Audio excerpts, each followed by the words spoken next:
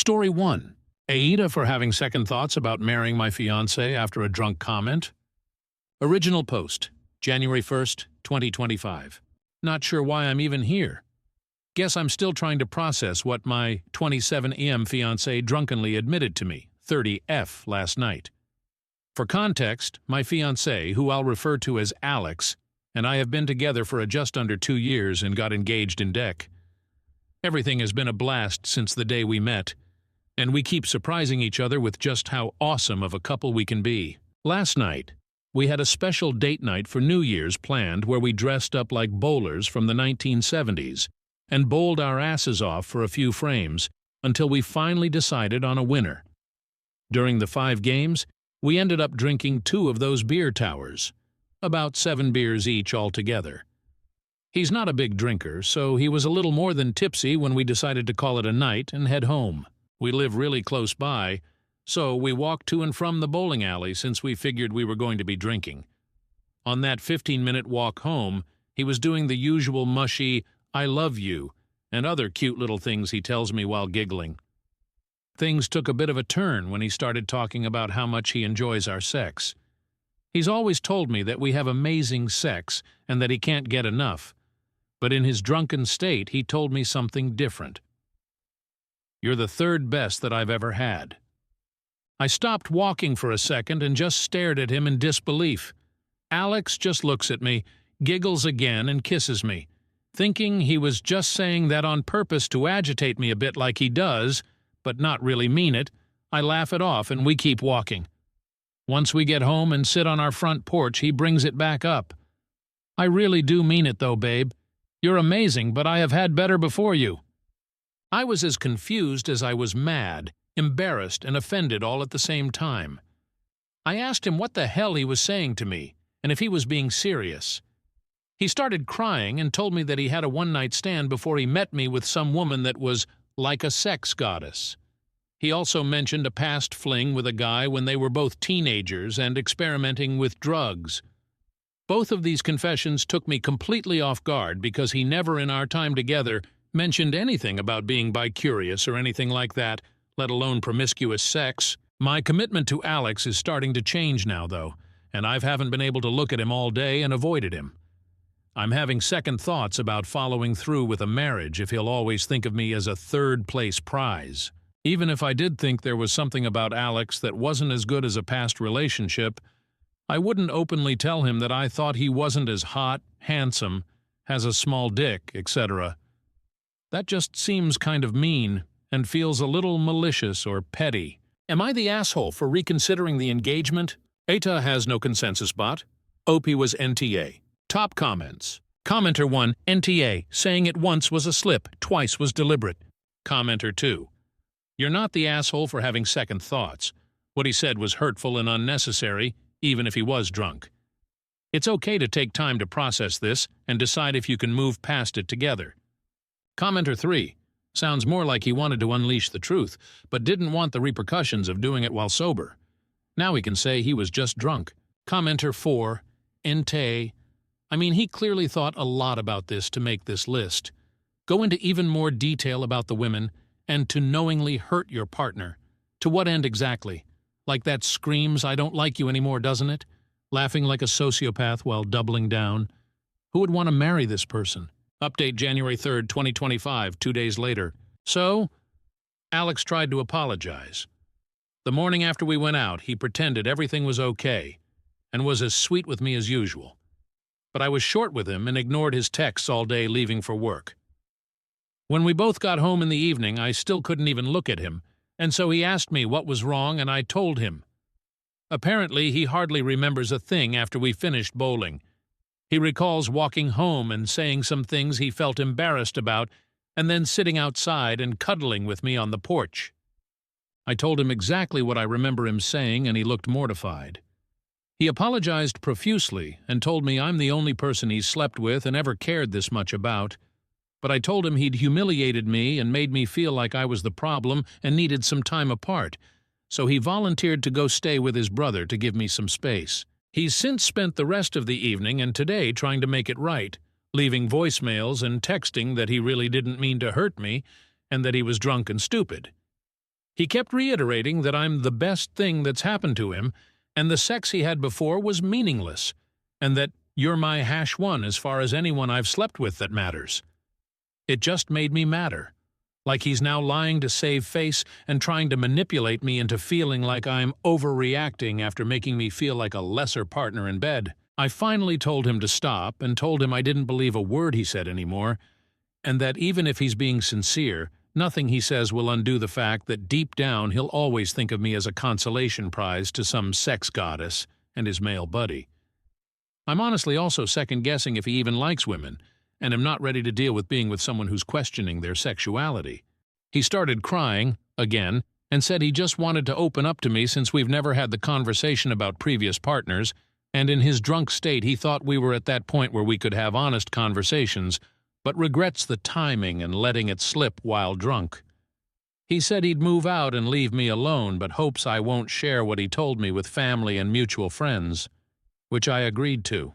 I don't feel bad about ending things. He clearly didn't think before speaking, and now he's just trying to patch it up and minimize it as mistake and attempt at an honest conversation, when I know he's just trying to lower my self-esteem and make me feel like I need to turn into a sex goddess in bed or be more like a man.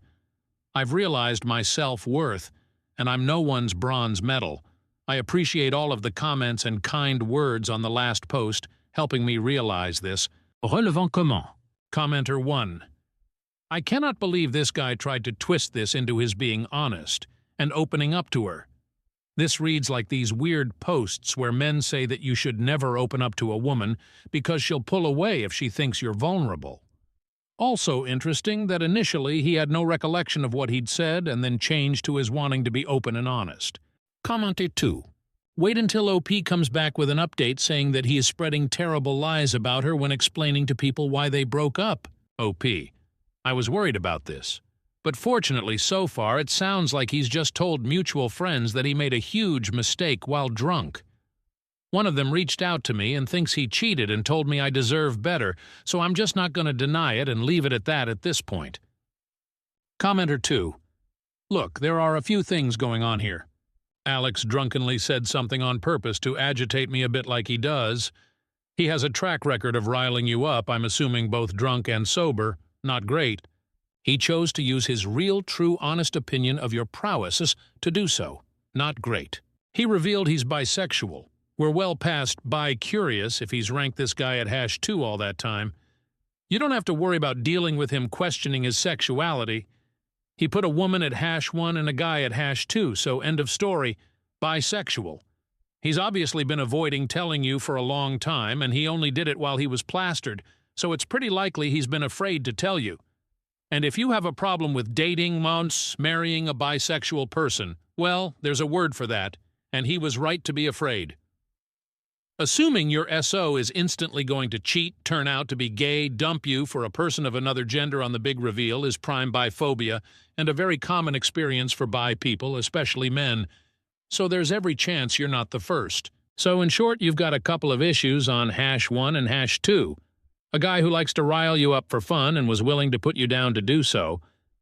But on #3, you're kinda the asshole. And remember, there's every chance he used this whole "your third best" routine as a very roundabout, stupid, awkward way of bringing up his sexuality. And you could probably find out if you straight up ask him why he never told you sooner. If you're willing to lose an awesome relationship because you're not willing to be with someone bisexual, that's your loss. OOP. He told me he's never been attracted to men, and that one experience as a teenager was his only time being sexual with a man, and he thinks the reason it came out while drinking is that he rarely gets drunk or does drugs these days, and his state that night made him remember how it was a surprisingly good experience, and made him want to experiment with prostate stimulation more. I don't know if I believe him, but even if it's true, it kinda gave me the ick to think about him liking that type of stuff. Did OOP give the ring back to her ex and move on? OOP. He told me to keep the ring and hoped we could at least stay amicable long term. Story 2. AITA for telling my husband that I don't want to be a single mom of 3 kids?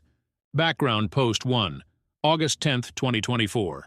Title: AITA for calling my mill a liar? Background. My sister, 33F, and I, 30F, are not close.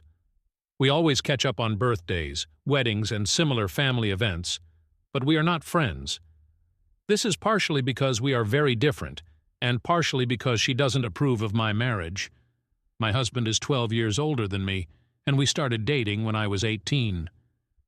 My husband and his family don't like my sister because she is openly feminist and doesn't care about gender norms in marriage. Now the problem. We hosted a birthday party for my son a few days ago. I had a headache, so I was upstairs when I heard my Mill and husband arguing inside. He stormed in our room, said that Mill says that my sister called my Sil a whore, said that she is ugly and fat, and then left. I said that my sister haven't said that, because she would never called another woman those type of derogatory words, and husband said that Emil was there and heard everything, and I wasn't, to which I said that then Emil is lying, and that would be out of character for my sister to say something like that. He called me an a-hole and says that I don't even like my sister, and that I get along better with Emil anyway, so how I can call her a liar. He has been on the phone with Emil and SEL whole day, and I have been made to be this huge jerk. Reason why I said that is that those type of words sound like something that my SEL and Mill would use, not my sister.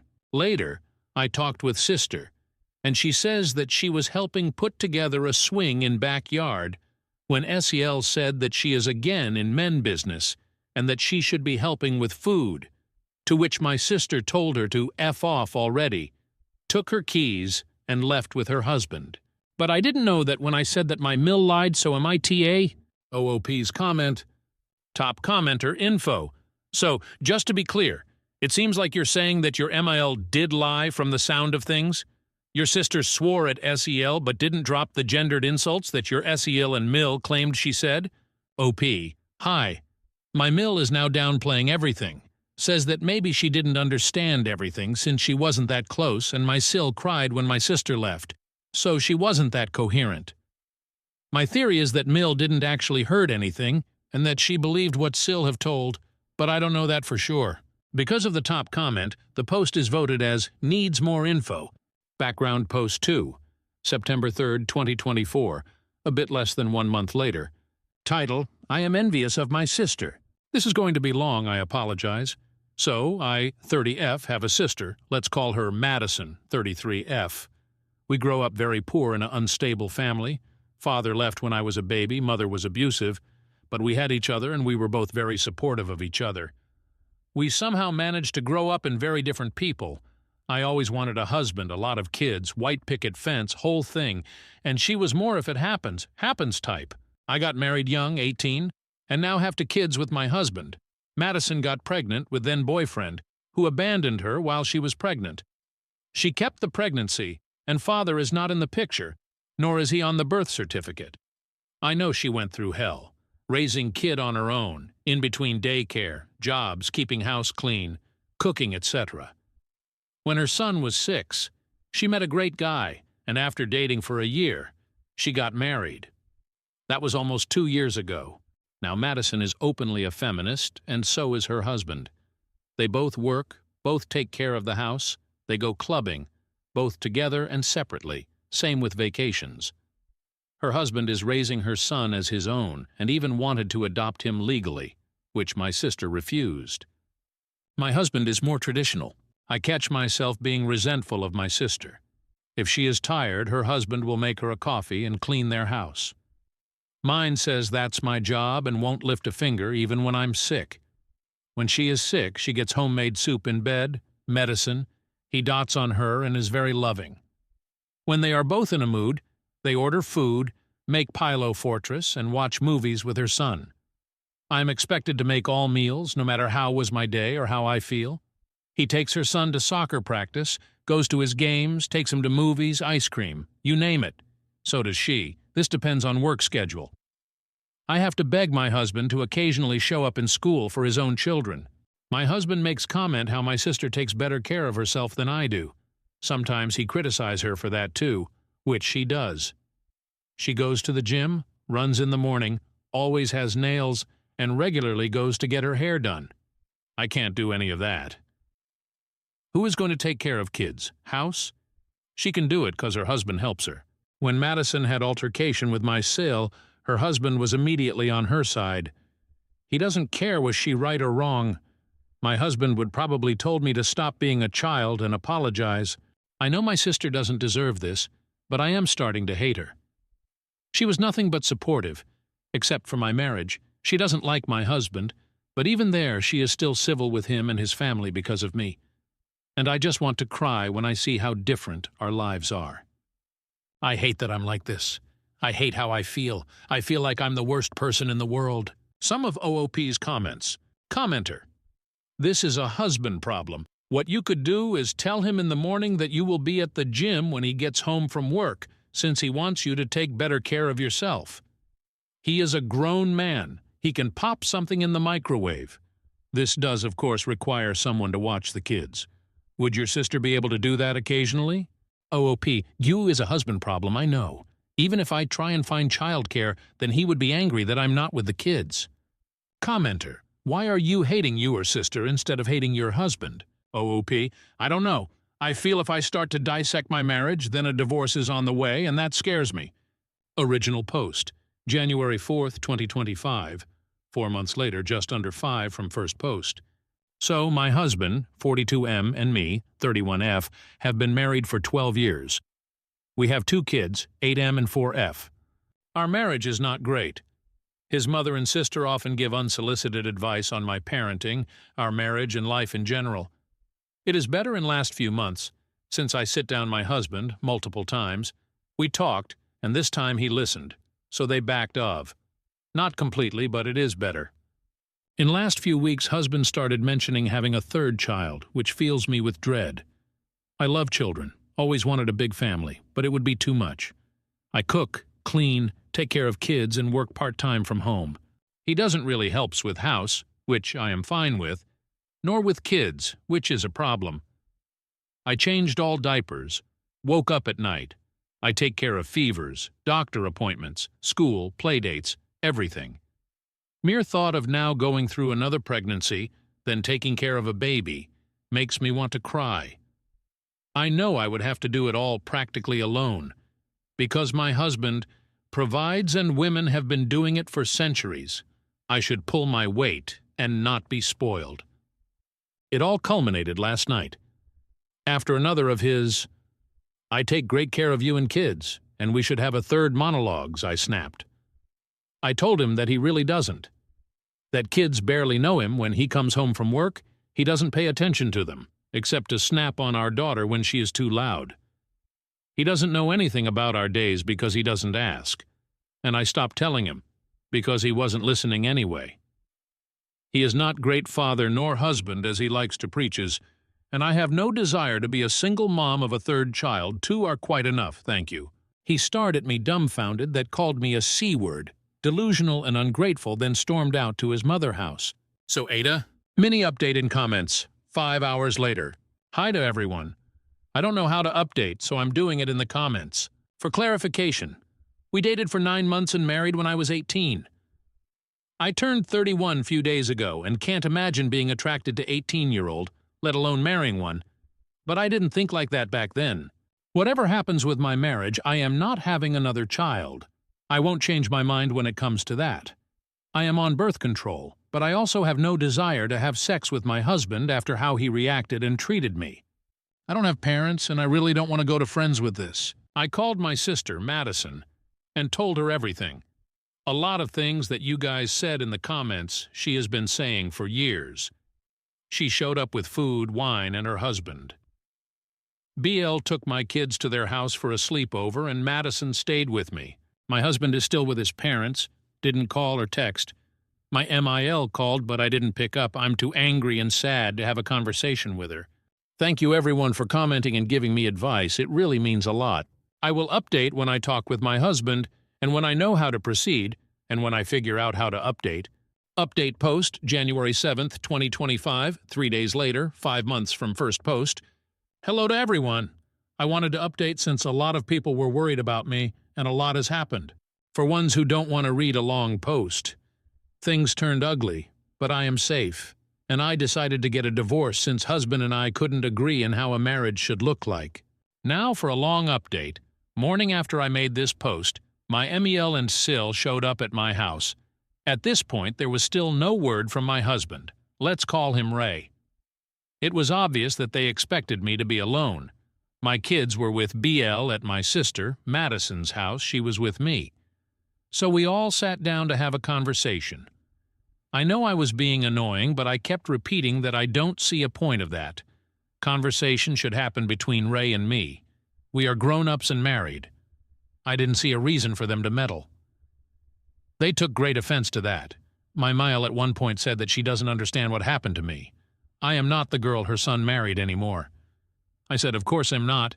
He married a teenager and am now a grown woman. She turned beet red and started screaming at me, to which Madison said she's going to call police if she doesn't calm down. After a few insults, mostly how I'm abusing her son and how bad of a mother I am, they left. Ray showed up a few hours later, not to ask about our children or to see how I am, but to berate me on how I treated his mother. Again, I think Madison being there changed his plan since he toned it down when she came downstairs. He demanded for her to leave. She refused and said that she is going to go upstairs so we can have a conversation, but she is not going anywhere until I ask her to, which I didn't. He started with basically saying that I am bad wife, that I don't love him since I don't want more kids, and I blamed him for it. I shouldn't be speaking with him like that. He is a great father to our kids, etc. I asked which kids. Kids he hasn't seen in 3 days and didn't ask how or where are they. He then freaked out when I told him they are at Bill and Madison's house, calling them both vile names that I don't want to repeat. Our conversation lasted an hour and nothing productive came out of it. We were going in circles.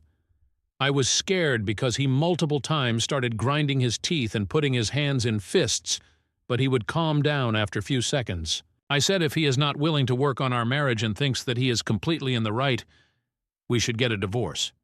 He, at first, said fine. If that's I should pack my stuff and leave. I started packing. He ranted how I'm going to live without him, how he can't wait for me to explain to kids why they are moving and similar. I said that kids are not moving anywhere. They are staying in the house, and which parent stays here is taking care of them. He really couldn't comprehend what I'm saying. I am not turning our kids' lives upside down. Divorce is enough of a change. They are not going anywhere. Then his tune changed. He was willing to hear me out. I swear I thought I'm going to pop a blood vessel from rage. I said I don't care anymore. We are getting a divorce. Only questions are about logistics and our kids. To not make this post even longer. This also went in circles. Then he grabbed my shoulders and started shaking me. Madison got involved. They started pushing each other. I called the police. We managed to punch him through the door and locked it. He left before police came. We gave statements and I stayed at the house. I am fine, but Madison has a few scratches. Currently am bombarded with text from his family. Again, not a peep from him. I am filing for divorce. I don't know why I thought that this can end any differently, but I'm also glad that I tried. For people who found mine previous posts, I am ashamed of how I was speaking about Madison, but I was envious until I realized that I was projecting my unhappiness with my life onto her. She didn't deserve it. She was and still is amazing sister and even better person. Thank you all. I got amazing advice and words of encouragement. Internet can also be full of wonderful people, and I'm grateful for each and every one of you. Story 3. AITA for not wanting to walk her down the aisle or lie in a speech? New update. Original post, May 10th, 2024. I, 41M, have 2 kids with my ex-wife, 42F, a son John, 22, and daughter Sally, 20. I'm remarried to my wife, 28. I'm very close with my kids. My son is engaged to Abby. She seems nice but has been a bit pushy trying to create relationships with me and my wife, though she's also awkward with her. Abby isn't close to her family. She told us many stories why, and while some of her complaints don't seem awful, it's not my place to judge and I didn't live it, so I can't know anyway. We've tried to be welcoming, but Abby has forced her way into some family traditions where she wouldn't have been invited, and some where no one outside of specific family would have. She has been calling Sally sis since they were only dating a few months, has an odd sister/mother-in-law thing she does with my wife, and the one I'm not a fan of, wants me to be like father to her. Not because we've clicked or anything, We are very different people, not saying that in a bad way, just saying it's not based on how we get along or anything. My kids and I have a tradition when they come over that we have a private catch-up in my office study before they leave, which is now even more important to them because while they both get along well with my wife, they don't want to have personal conversations around her yet. Abby asked if we could talk, and after I explained the tradition, John later asked that I do it, saying she'd never had a caring conversation with her dad. We compromised that I didn't include her in the tradition, but do join the two of them for coffee and let her talk. Then she started calling me Dad. They weren't even engaged yet. John pulled me aside and begged me to give her that. Laid this whole thing on me about me always being the dad she always wanted right in front of her, and she just wanted that. Told me she cried watching me and Sally together. She still gives me random hugs. I'm a lucky dad. I didn't like it, but I do feel bad, so fine I gave her that. She wants me to walk her down the aisle and the father-daughter dance. I don't want to walk her down, and I walk with a cane, so dancing is hard. At my own wedding, I only danced twice. John is begging for me to do one, preferably the aisle. They came over Sunday. John and I were talking. I thought to address it when Ab walked in without knocking, asking if he'd told me yet. I asked what. John said she wanted me to say something about having a second daughter now in my speech and how I loved her. I just looked at him. She asked if I'd do the walk and dance for Sally. I said, of course. She yelled, she's my daughter too, and I said it will never be the same. Sally is my actual daughter. I tried to explain I'd talk about her being a happy addition to the family, and I love how happy she makes Jack, which I thought was a good compromise, but she started crying. John apologized and they left, but he called me when they were home nearly begging me to. AITA, because I won't lie and say I love her or she's my daughter. Verdict, not the asshole. Update #1, June 26, 2024, 1.5 months later. I had planned on writing this sooner, but life got in the way in a couple of really good ways. But people were helpful and asked for updates, and I have a surprise-free day, so here it goes. Mother's Day. My kids and their partners go to visit my ex-wife. So it turns out my ex-wife and Abby are a lot closer than I realized. She calls her mom, which is part of where this comes from. Also, apparently, my ex has been egging it on. On Mother's Day, they were talking about the wedding, and I guess whenever Abby referred to me, it was as Dad. My son apparently told her let it go, which led to yelling. Abby about deserving to be my daughter, ex telling her that she's right, son telling her that I am trying, and she should be realistic about things, Sally telling her I only had one daughter, which was apparently a response to Abby saying to her that as my daughters they should be united.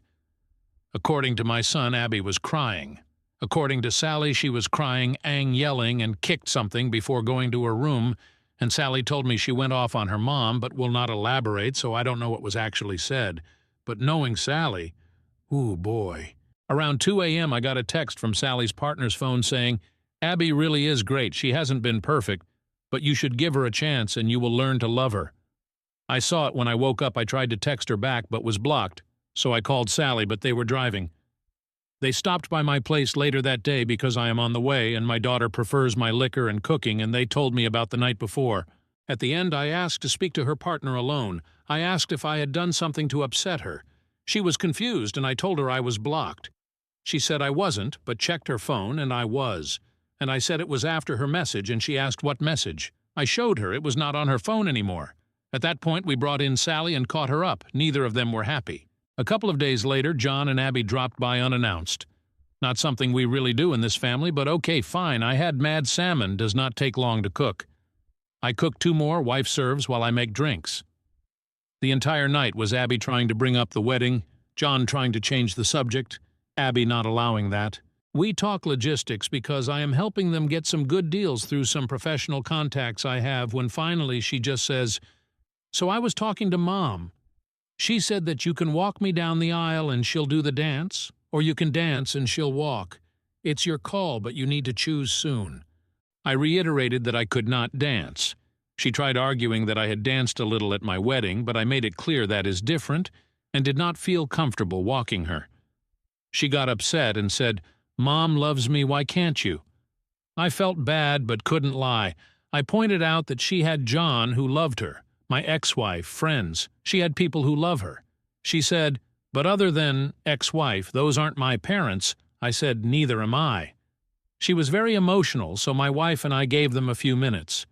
My son and I were alone later. He looked exhausted. He said the problem was that after Mother's Day, Abby had called Sally and kept saying, "They are both my daughters," that I did not get to be close with one but not both, and that it was them against me. But at that one, Sally cried havoc and let slip the dogs of war. Things were said. Grievances were aired. John had to hang up before it got worse, but I guess Abby was shaken, but there was a new problem. Abby had decided in her head that I did not mean what I have been saying and was just doing it for Sally. He told me he would handle it. Ron Howard. He did not.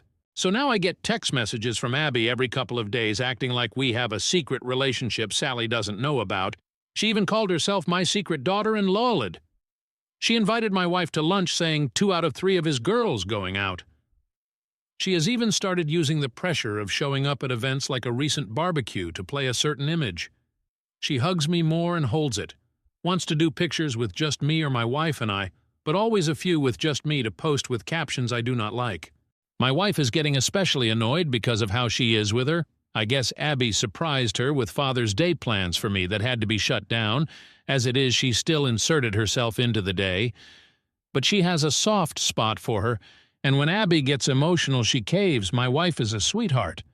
I asked him if he's upset with me, and he said no. He just wished it was different.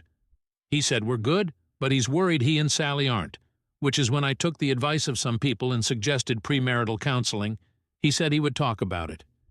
Abby is insisting Sally go to her fitting. That shop should pay-per-view that potential Royal Rumble because Sally is not holding her feelings back anymore. I told him Sally loves him and I'll talk to her, but for now it is stressful all around. Abby driving my wife crazy with her ideas for what my girls should be doing, driving me crazy with dad-daughter content, drove Sally to the edge and, oh yeah, last night sent me an email with 3 styles of father-daughter dances and song options, so I'm not feeling any more respected or heard than before. The 6 of us have barely been in the same room in order to let things calm down since Father's Day, which was great until it was a shit show. Sorry this is so long, with all the craziness, this is still the abridged version. We are supposed to meet Friday. Sally's partner and I have a bet going about how bad it will go. So onward and upward. I hope you fathers had a less dramatic day than I did, and by any chance does anyone know exactly how bad of a crime I need to commit to enter witness protection? Just curious. Update #2. October 2nd, 2024, 3.5 months later. I have gotten requests for updates on my situation, and as I enjoy a refreshing mojito and my wife her nojito, life feels good and the perfect time to amuse the world with my pain and familial drama. Plus, a cousin of mine who apparently reads these and knows my situation gave me the convincing argument of, "Dude, you can't keep people hanging, and how can I argue with that airtight argument?" I apologize for how long this is. A lot has happened. My wife's pregnancy is going well. Keeping her as stress-free and pampered as possible has been my focus. It is such a different experience this time, both because of how much more involved I can be and how much better a relationship I have with my wife than I had with my ex. My daughter Sally has been great. Even her partner has been great, helping with the nursery or driving her around when I can't. My wife doesn't know because it is a surprise, but my son has been building a crib for the baby, modeled after the one I built for him and his sister, to show my wife his support. My son is a good man, and he is still in there. He just has a soft spot for Abby, which I guess gets us to the part of the movie where Godzilla shows up and starts busting up buildings. So I called a family meeting with my kids to talk about the situation. Told John his sister was only doing wedding activities she wanted to, and that the guilting requests needed to stop, that this was hurting his relationship with his sister. Sally was happy I said it, so she did not have to yet again. I told him if he did not stop her from messaging me, I would block her with a bluntly honest explanation why. We got a lot out. John seemed to understand, but then a few days later they insisted on coming to talk. Sally and I decided we would get everything out. So all of us ate at our place. Abby started in immediately about baby shower stuff, and I told that is the kind of thing we wanted to talk about. I told her that I understood she has been trying to fill a hole that she has, that she thought she was getting a father, a second mother, she calls my ex-wife Mom apparently, and a sister. I told her it was still possible, but that she needed to start listening to us. I told her that for the sake of family, we would give her a fresh start, if she agreed that moving forward she would respect our boundaries. My daughter did not love this idea, but loves her brother, and was willing to try. Abby tried to say that since we were starting over, we could define what the relationship would be and just be family. We told her we were not ready for that it needs to happen organically. She got mad that I am closer with my daughter's partner, which is true, but we just get along, and that she deserved it for trying so hard.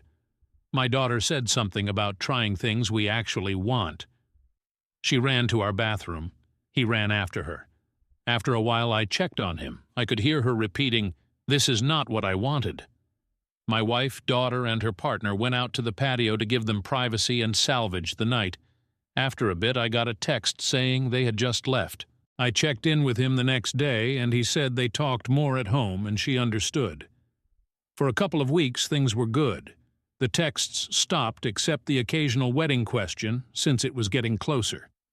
She stopped pushing herself on my wife and Sally, and we thought was involving us less in wedding planning out of respect, since as it was, they only got the venue at the rate they did because of my professional connections, and they know I was willing to help, but not interested in helping plan, even if I am good at event planning. But then I got a call from the venue telling me the card I used had been declined. Now this is a specific card I use for big purchases because of the miles, so I knew it had a high limit. That was how I learned that they had changed dates by 2 months, despite being informed I would still be out much of the money because it was too close to the date. I was furious. I mean, I have been lucky in life financially, but I am not blow-off deposits like nothing wealthy. Called my son, said he needed to get his ass to the house, just him. They both came. When they arrived, I opened the door. She actually started with, "Dad!" I think I just replied, "You have got to be kidding me," and walked toward the table. Abby had the nerve to ask where dinner was. My response was not polite, as I made it clear that was not why they were here. I hoped my son would not lie to me, so I asked what was going on with the venue. She started going into wedding details, but my son interrupted to tell me they postponed because my ex-wife was unavailable because of a surgery, and he had not told me because he was putting money together to pay the lost money himself, and he had just reached out to guests to let them know. And that is when Abby's mouth opened. We have extra time to work on our dance. Now during this time my wife came home, and I was walking her toward the bedroom when Abby said that. My pregnant wife with me, I said calmly, "I have different feelings about that and will elaborate further shortly," or something like that. Then I laid my wife down and got her water, turned on her symphonic covers of popular songs, and walked back to the table and said something like, "You are out of your mind, have you even been listening?" I made it clear I was done with this nonsense, we all were, and kind of lost it, asking she did not hear us last time because her head was up her ass. She was stunned silent. What a beautiful sound. And looked at me while I, admittedly with little filter, explained what Sally and I thought of our time with her and her attempts to force us to love her without even getting to know us. She started crying and stood up and shouted, "Then what was this even for?" John asked what she meant, if she meant them, and he started to freak out. She was frantic and said she meant delaying the wedding. Because, and I'm pouring another drink to write this, it was a ploy. My ex-wife and her decided if I had more time I would come around. Apparently my ex told her not to worry about the money because I am loaded. She has always been bitter I make so much more than I did when we were married, as if that is out of spite rather than my career arc. I think she did that on purpose, frankly. But she not only told me that lie, she and my ex told John as well. He was distraught, repeating, "You lied to me," as she tried to spin it, but he was letting it out about how much he has defended her and covered for her, and she lied to him too. She was defensive and blamed my ex for telling her things and me for being stubborn. She yelled, "Why can't I just call him Dad?" And finally, after so long, I heard John respond, "Because he is not your dad." She started crying, and something about his being the one that told she could call me that, and he said he told her she might be able to eventually, but he had told her again and again to slow down. She started sobbing and went to sit on her chair, but missed and fell on the floor. Appreciating physical humor to break the tension, I admittedly chuckled and hid my mouth behind my drink. This all led to a lot of sobbing. I said I needed to check on my wife, and as I walked out she was repeating, "I just want him to be my dad too." I came out and he was walking her to the door and apologized. I said not to. They left. He came over a few days later and said they had a long talk at home. He even asked her if she would have dated him if there was never a chance of being in the family. He believed her when she said yes, but she admitted I was a big draw as well. I was the kind of dad she always wanted. My relationship with Sally is what she always wanted, and the way she said it gave John doubts that she loves him for him. I talked about marriage counseling, how his mother and I tried it, and, while it did not save us, it provided clarity and an impartial voice. I pointed out they both like coming to me, but I cannot be impartial, and if they are trying, then they need to do it for real. Abby texted asking if I was the one who suggested therapy. I responded with, "Does it matter if John wants to?" She asked why it is so bad she wants to know what I think, and I just said John is the man whose opinion should matter most to her. They fought due to the text. She agreed to the counseling and the wedding has been postponed. I may have done a dance. So they are in counseling, he said. She struggles, but I obviously do not know details. She is pressing for me and Sally to go to a session with her. Sally told her she did not want to hear Sally unfiltered, and I am not interested. Abby has been leaving Sally alone. She stopped texting me except for the occasional general question, which includes some attempt to go deeper.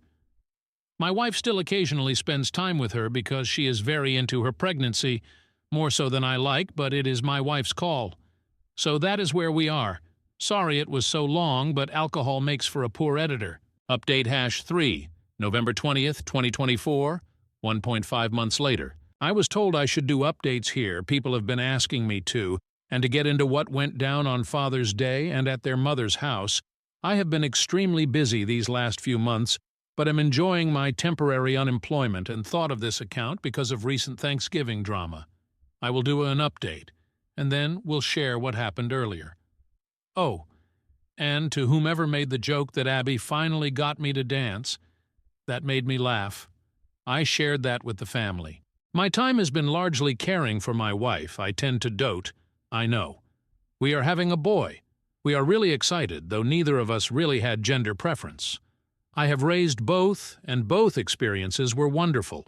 Now we are discussing names, who we are going to honor.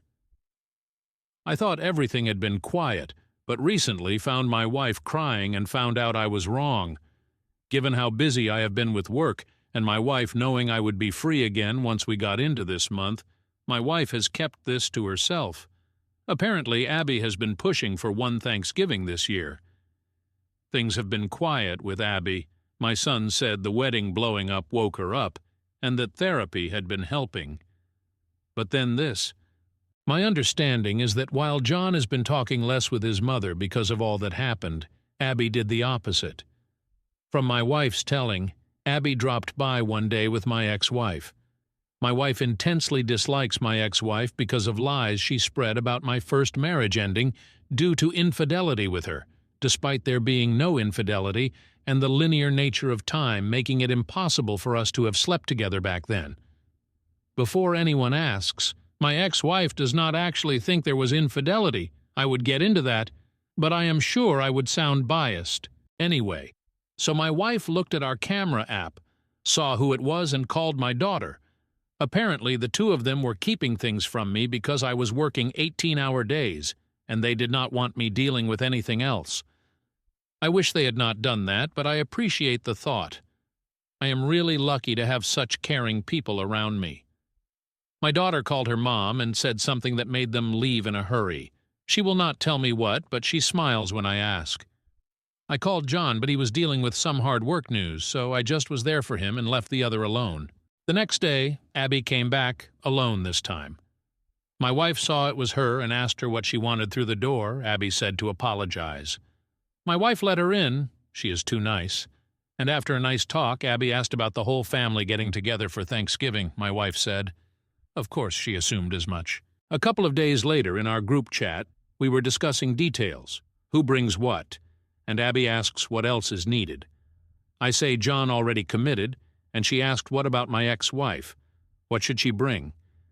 In the time I have known Abby, she has never made an intentional joke that funny, so I asked what she was talking about, and she mentioned the whole family comment, and my daughter and I both asked what made her think we counted her as family. She actually replied, "She is my family. I don't have a dad who wants me, just a mom, and my mom deserves to be with family on Thanksgiving." Sally replied, "Well, we'll miss you and John then." Abby asks how she can say that. Sally asks how she can be so stupid. John says not to call her stupid, and I say that is fair, but there is no real way she thought my wife thought she meant my ex-wife. At this point, my wife had filled me in. And then, this is so stupid. She uses my son's phone to add my ex-frigging wife to the group chat. She then thanks us for the invitation and asks what she can bring. As I was typing, my daughter beats me to it and asks what she thinks she is doing. She knows she is not welcome, but says it less politely. My wife types, "You could not have thought she was included when I said family." Abby responded that she was not coming as my family but as hers. Sally let her mom have it. She already is not talking to her much and said if my ex-wife is there, then she is not. I mentioned there was never a chance X was going to come and said, "I understand Abby and John wanting to go to their mom's house, so she is not alone." John typed, "Plans not definite, will let you know." He has since told me that he is not going to go to his mom's place, but wanted to tell Abby alone first. All I can think about is the comment about not having a dad who wants her because it means she is still thinking about me as a dad, I believe. Just a negligent one. I mentioned that to my son, and he said he noticed it too and had brought it up at therapy because family is such a frequent topic, though I obviously do not know details. Wow, I thought this would be brief. But that was a lot. I will get into the crazy stories later if there are people seeing this who want me to. I do not know how posting from here works in terms of anyone seeing it, but this has been good to get out. Relevant. Comment? Commenter 1. Someone needs to explain sunk cost fallacy to John. I genuinely cannot believe he is still with her after the sheer volume of times she has disrespected him, his boundaries, and your family. Maybe this was back in an earlier post, but has anyone really taken the time to reason with him that there are other women out there and he deserves so much better than this kind of relationship? Opie, I had a talk when this started, so did his sister. After the blow-up with the wedding, his sister and I took him out for a game and some time to really talk after.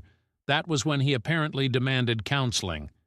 I am happy that for now marriage is on hold, at least. He is seeing her a bit more honestly, but is still too optimistic in my view. OOP needs to let his wife know not to let Abby in when he is not home. OP. I have asked my wife to never let her in if I am not here after last time. Well, actually, I had already asked her, but after the last incident, my wife has agreed. You are exactly correct that she takes advantage of my wife's kindness. Though once our boy is here, I think she will be very protective and will hold strong. I have told John that Abby will not be holding our baby, at least for the foreseeable future. OOP and his daughter need to have a serious talk with his son about Abby. OP. His sister and I had a serious conversation with him a little after everything blew up. It seems to be what inspired both his demand for counseling and putting the marriage on hold. He is better about seeing her honestly. His sister said something about Abby having similarities to their mother, which would have been fighting words from anyone else, and I saw the temper that rarely comes out. But then he listened because she clearly put thought into it. I never thought about it. I am proud to have kids smarter than me. I know my boy don't come off a genius in these posts, and F-sir enough in that department. But professionally, he is brilliant. She laid her reasoning out in excruciating detail. He listened, though, because she was not enjoying it at all. It was sincere. Some seem to have clicked because since that talk he has been different with her. I just am not getting my hopes up. Commenter 2. When two crazies are feeding off each other's crazy, they can start thinking anything is possible. I have a feeling that even if your son leaves her, she's not going to go away peacefully. Her and your ex sound like peas in a pod, unfortunately. OOP. My daughter really went at him pointing out their similarities. She made her case well, and thankfully it shook him up. New update. Mini update. I may have my boy back. December 13th, 2024, almost 1 month later. I do not have time to elaborate right now, but I am so excited I had to share this. Thanksgiving went so badly that my son called off the engagement itself and is now going to stay at our place while he figures out his next step. He came over Sunday night exhausted and asked if he could use the guest room, and we talked for a couple of hours. I understand a bit more why he felt trapped now, but he realizes if she does not see her issues, then he cannot help her with them. I am taking him and his sister for a fun day on Saturday to just have some fun. He looks so tired and just needs some fun. Hopefully, while yes, things are messy, he is moving in a better direction for himself. People here have been great and genuinely seem to be rooting for him, which I appreciate, so I just thought I would share the good news. Happy holidays, especially mine, as he told her she was not invited. Relevant comment. Commenter 1. I'm so glad you have your son back. But she's so delusional it may get worse before it gets better. OOP. I agree she will not be easy to disentangle from. I doubt she will let it be easy. We already have cameras outside in multiple spots, and Abby does not have a key. I feel like we got my son back and Abby got my ex-wife. I will take that deal in a heartbeat. Commenter 2. I'm a long-time mental health professional, so I've seen some shit. Thus, I'm immediately picturing upon your son officially ending it for good, her having a full-on psychotic break and regressing into a child, throwing a full-blown kicking and screaming on the ground, shamelessly snotty and drooling, no-fucks-given ugly crying, DEFCON toddler-level tantrum on the spot, screaming desperately for her daddy, and raging at your son. Not because he doesn't love her or because he rejected her romantically, or any reason we would find realistic in our plane of what we consider logic, but rather accusing your son of taking her daddy away and trying to keep her and you from being the family you were always meant to be. Honestly, this type of crazy is so familiar to me I could practically write the speech myself. But this is not meant to be a prediction. This is just a worst-case scenario type possibility, which is obviously what popped into my head because A.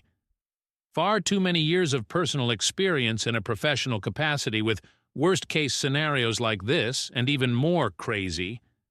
And 2. Reddit lol. OOP. He told me all about their conversation and how it confirmed to him he was making the right choice. It sounds like you are right about shouting and throwing things and said he was taking away her chance to have a family.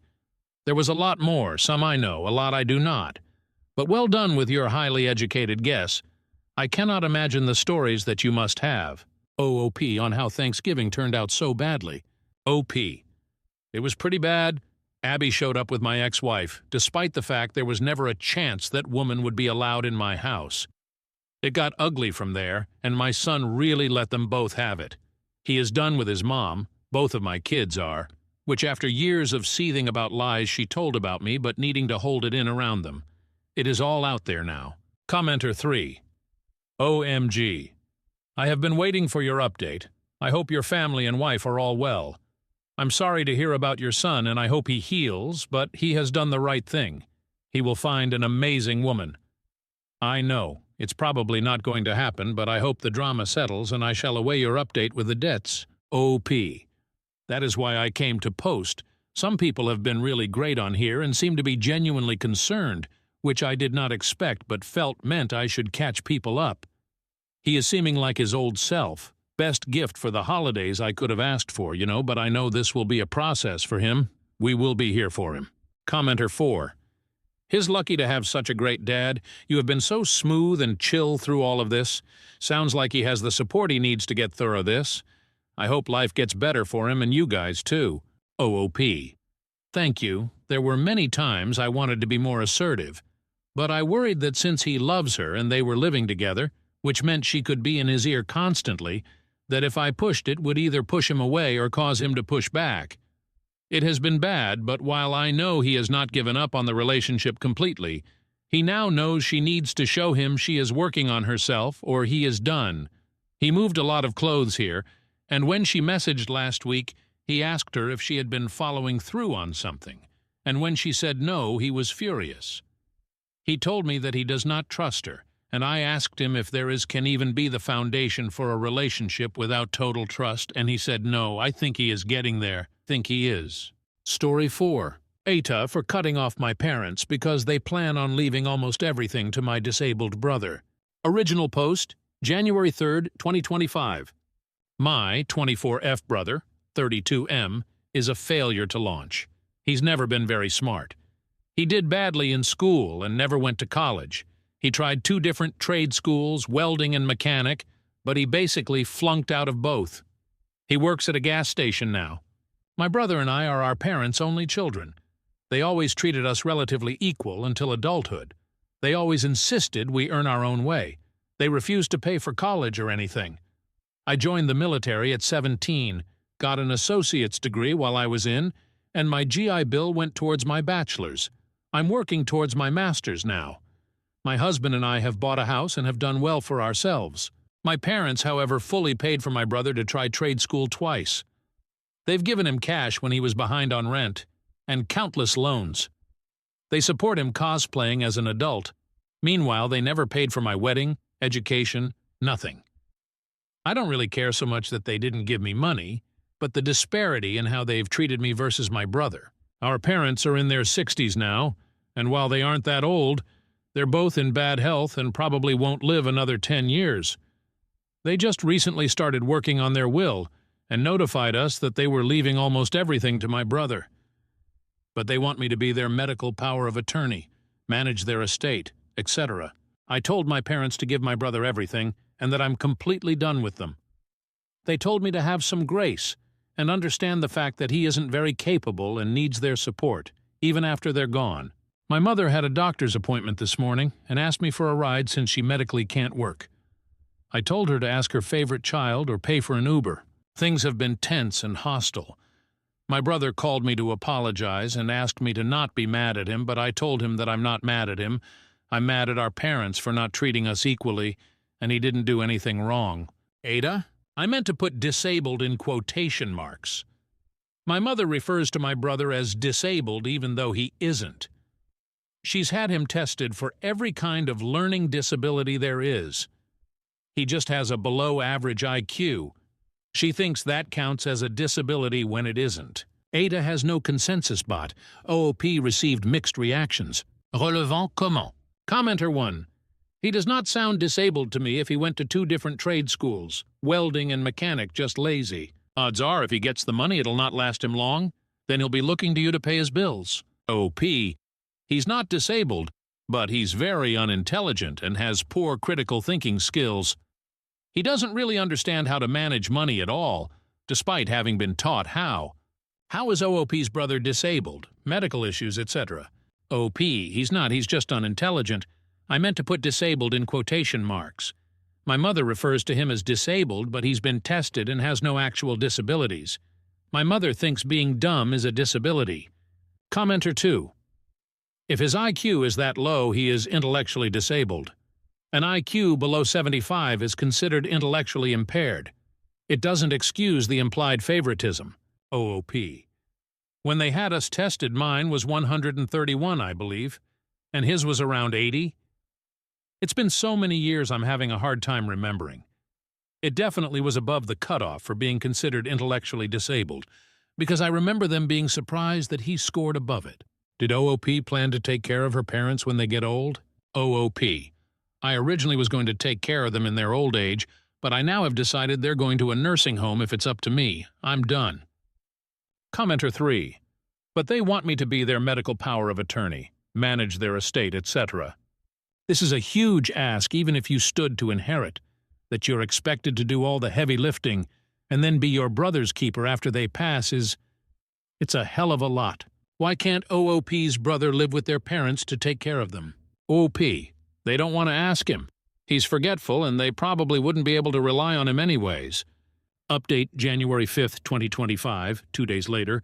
Hey, so the consensus on my post was a bit of a mixed bag.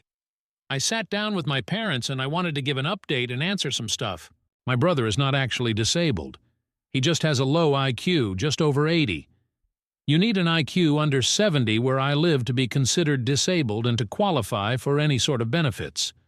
My parents have babied him because from a young age he wasn't as smart as other kids and had a low self-esteem because of that and was quick to give up on things when they seemed too hard. He does okay on his own now. He works and pays his bills most of the time. He drives and lives with a roommate. On to the update, I sat down with my parents and explained that I've always felt like they treated me worse than my brother. They always emphasized to me that as an adult, you need to support yourself and figure things out on your own.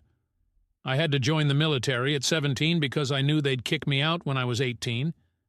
My parents never offered me any support outside of raising me as a child. They didn't buy my husband and I a wedding gift. They didn't offer much of anything. Meanwhile, they brag about having over $1 million in the bank and having succeeded from nothing.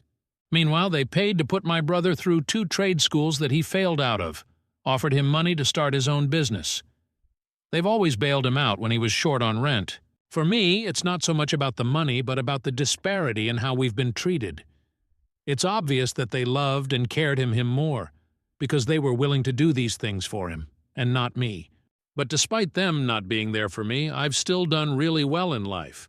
I told my parents about all of this, and they were interrupting me and talking over me the whole time. They told me I'm not entitled to a dime when they die, and that I'm an adult and I can handle myself. They just weren't understanding or even caring about my point. They told me I need to step up and treat them better, and that it's wrong of me to not take my sick mother to the doctor or take care of her because of money. Eventually, I just gave up on trying to talk about my feelings. They just don't care. I told them that they're adults and they're not entitled to anything from me. Just like how they were never required to help me, I'm not required to help me. I told them to completely remove me from their will. I'm not willing to be their estate executor, medical power of attorney, nothing. I don't want a dime from them at this point.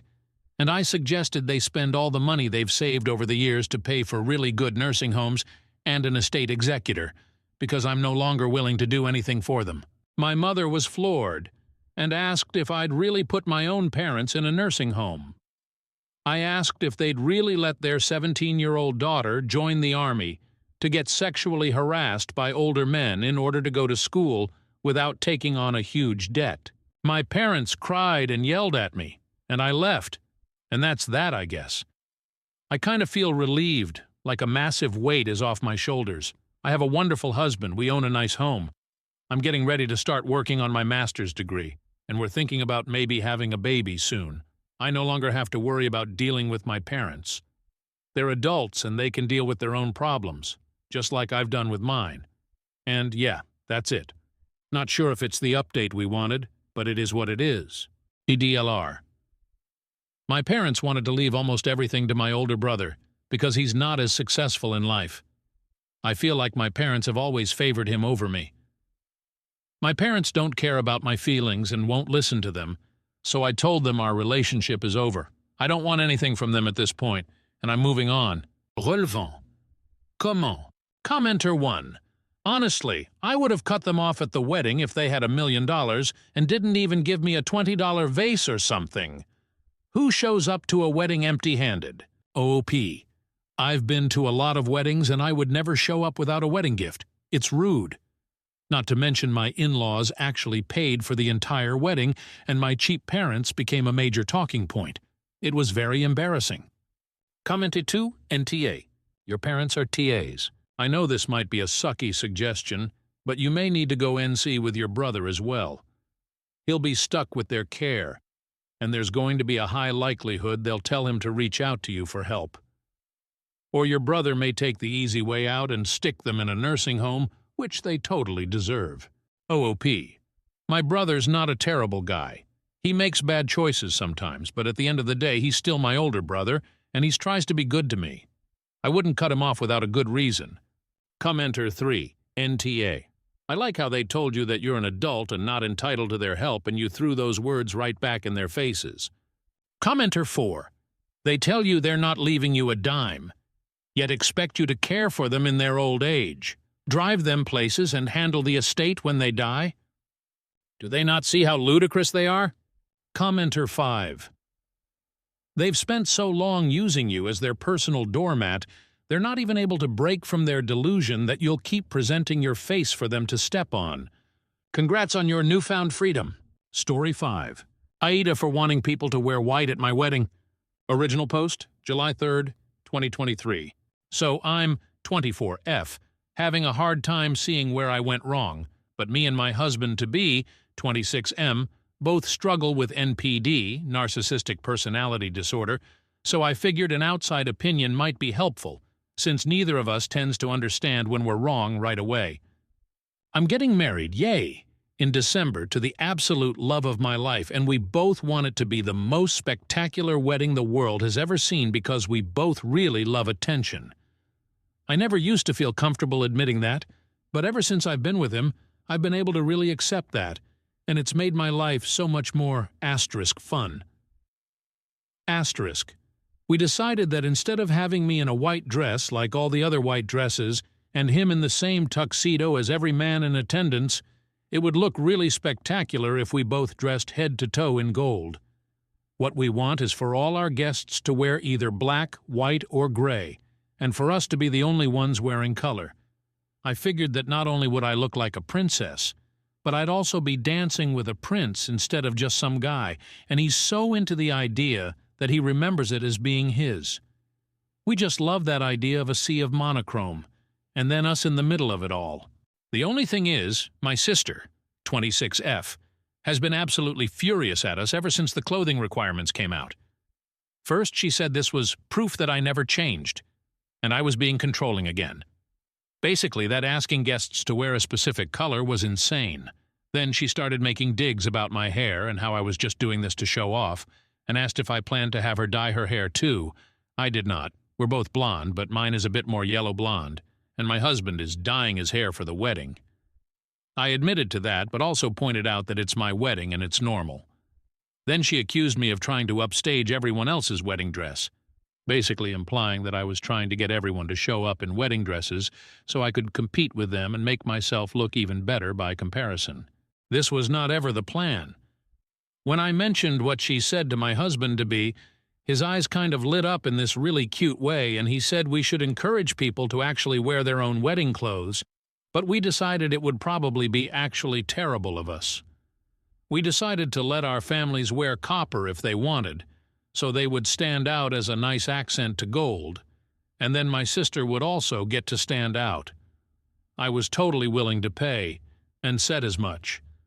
That was when she called me a spoiled child, and said she wasn't like me, and wasn't in this for herself, and wanted all the guests to be able to wear normal wedding clothes, and that nobody in their right mind would be comfortable wearing white to a wedding. TLDR. I want all my guests to wear black, white, or gray to my wedding, and my husband and I to wear gold. My sister thinks this is horrible, and I'm making everyone feel uncomfortable. AITA? Some of OOP's comments. Commenter. It sounds like a really pretty wedding. I don't think upstaging everyone who has ever had a wedding is the goal here, but I also think every person who has a wedding wants it to be special and memorable in their own way. Kinda weird your sister doesn't feel that way. OOP. She's really against events where I get attention. I get it, considering how I was before I knew I had NPD and how to handle it. But I guess I thought a wedding was an appropriate time to want attention, you know? Commenter. Have you tried to make things right with her since your diagnosis? It can be a bit traumatizing to have any kind of relationship, familial or otherwise, with someone who has NPD. OP, I have. We went to therapy together when I was 18, and since then our relationship has been 100% on her terms. I really do want to make things right and have been trying to for a long time. Commenter. I wonder if your sister is just kicking back because you're not having a traditional wedding and she's jealous of the attention you'll receive. OOP. She had a really traditional wedding last year, and I wasn't actually invited to that, so I don't know a lot of details, but I know she wasn't happy with how it went. I do think that my dress code is pretty simple, especially since, not to be macabre, but everyone has funeral clothes, right? Commenter. NTA, it's your wedding, and this is your special day. If anyone has a problem with that, they shouldn't come. OOP. I do want her there, though. Like, if I'm being unreasonable here, I'd rather know than not. Commenter, can I ask why you had been excluded from her wedding? OP, ever since I was 16, she hasn't wanted me at any events focused on her. She asked me to stay home for her high school graduation, all her birthdays, her college graduation, and I couldn't meet her child until a week after either. We sometimes celebrate alone, but when we were growing up, I would do something to grab attention pretty often, at basically any event I was invited to. I've done a lot of growing up since then and apologized a bunch of times, but she still doesn't trust me. Commenter, may I ask what you mean by stealing the spotlight? Was it on purpose, or was it that you naturally draw attention? OP, it wasn't like it was malicious, but it wasn't exactly not on purpose either. I just absolutely love when everyone is watching me, and I'm pretty good at a lot of things. On my sister's 17th birthday, I gifted her a song I wrote. I got the idea from a TV show, and everyone spent the rest of the party saying how good I was. And that was one of the big things she brought up when she first banned me from her events. I honestly just loved the attention, and it didn't occur to me that what I was doing took something away from her because I figured everyone loved watching me. So I was just making her parties better, and I thought she also loved watching me. I get it now, and I get that what I did was really wrong, but I didn't understand at the time. Commenter, how in the world could you see nothing wrong with taking all the attention? P, I honestly didn't think I was doing anything bad. A lot of people liked watching me do things from when I was very young, and my dad always said that when I performed it made people happy. I always figured that when I performed, I was making a party or event better for everyone, and I thought my sister also liked to watch me, and I loved it a lot. Everything seemed to reinforce that this was a good thing, and I never thought about it as taking something away from my sister. Commenter, sounds like you have a good amount of insight into your self-centeredness and are trying to work on it. OOP, thank you. I'm doing my best to grow and be better than I used to be. I know I'll never not be a narcissist, but I'm trying to be more careful not to hurt the people around me or take attention away from other people's accomplishments. Commenter, downvoted, NTA. Are you sure you have NPD and aren't just the family scapegoat? OP, I definitely have NPD. I just also have years of therapy and hard work under my belt, and a really supportive and wonderful partner who has allowed me to accept some things about myself and work on making them less of a detriment and more of a strength. Boundaries therapy. I'm in therapy. It's been a little tricky to have it be as consistent as I would like, but for now I am in every other week. I know I'll always be a narcissist, no matter what I do. And I want to still be able to have good relationships where I don't hurt or take things away from anyone. I've said something very similar to what you quoted a few times. Her boundaries are pretty simple. We only really meet up at either family gatherings or one-on-one in a private space. If we meet one-on-one, I'm not allowed to talk about myself, my life, or anything I'm accomplishing or working on unless she specifically asks. At family events she'll be at, I need to send her what I'll be wearing ahead of time and have it be non-attention seeking, and I can't perform, sing, dance, etc., or talk about anything I'm working on unless I ask her permission first. And if she says no, I can't ask again. If she tells me she needs to vent, then I can't react or get upset about anything she says to me or tell anyone else about it. That's pretty much everything. It can be tricky at times, but I know that's mostly my disorder, and it's worth it to have her in my life. Commenter. Sorry to comment on this post 3 times, but it's really alarming me. She has to okay your outfits even if it's an event that is not focused on her. You are not allowed to talk about yourself whatsoever without permission? I hope someone with more experience with N.PD can tell me if there is a healthy rationale behind this, because I think you love your sister so much are not able to clearly see that she is controlling you and is frankly really mean to you. OP. I'm only not allowed to talk about myself at all when it's just us, and then I'm not supposed to ask for permission. When we're at family gatherings, I can talk about myself generally, like my relationships or music I like or anything. I just can't talk about goals or projects I'm working on or accomplishments of any kind without checking, because it's a form of attention-seeking. Like most recently, I had to check if she was okay with me talking about learning how to make pizza from scratch from my husband-to-be. But she said it was fine as long as I talked about the learning process and didn't offer to teach anyone anything or say how great I was at it or anything. The outfits thing can be frustrating, especially since she almost always shoots down 3 or 4 outfits before accepting something, and it's usually way too hot. But it makes her feel way more comfortable, so it's not the biggest deal ever. Attention. It's more like, whenever everyone is paying attention to me, I just feel so happy. And it's like the best feeling in the world, and sometimes when nobody pays attention, I feel it's just horrible. It's like I feel like I only exist if someone is watching. When I'm alone, I barely even have any feelings. It's just all dull and meaningless. But yeah, it did accumulate in me stealing the spotlight when I shouldn't have. I thought at the time that what I was doing was good, because it felt right. And a lot of people really do love watching me perform. It didn't occur to me that I was taking something away from my sister. We did go to therapy when I was 18, which is when she put a lot of her boundaries in place. Commenter, think about it from your sister's perspective. If 90% of the time you always had the attention that meant she didn't, and you are totally fine with her feeling horrible because you felt good. So everything, in your mind, is always about you and your desire to feel good. It doesn't matter to you if no one else exists because only your existence matters. OOP. I have thought about that a lot in the past 8 years.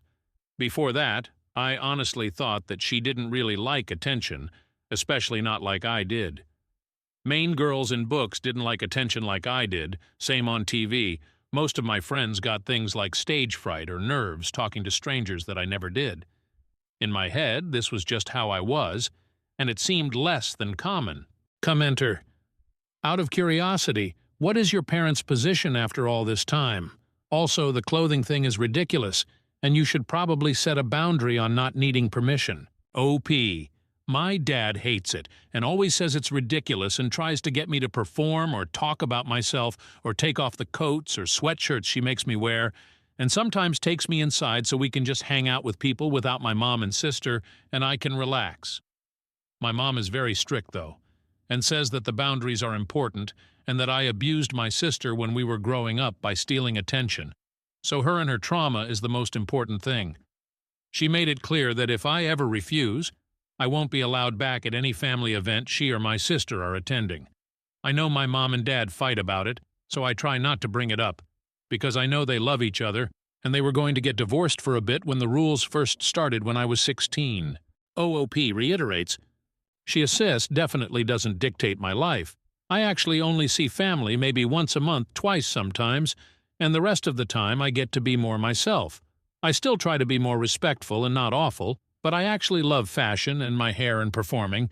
My husband-to-be and I go to karaoke every week at least once, and I'm in a local musical right now. OOP is voted NTA. Update post January 5th, 2025, 1.5 years later. My husband and I just recently celebrated our first anniversary, and I was thinking about all the dress code drama when I remembered this account and thought it would be fun to give y'all a little one-year update. After I made my original post, my husband and I decided to contact my sister and parents and have a sit-down discussion about the situation. He offered to take everyone out to eat, and we had this really long discussion about my sister and my relationship.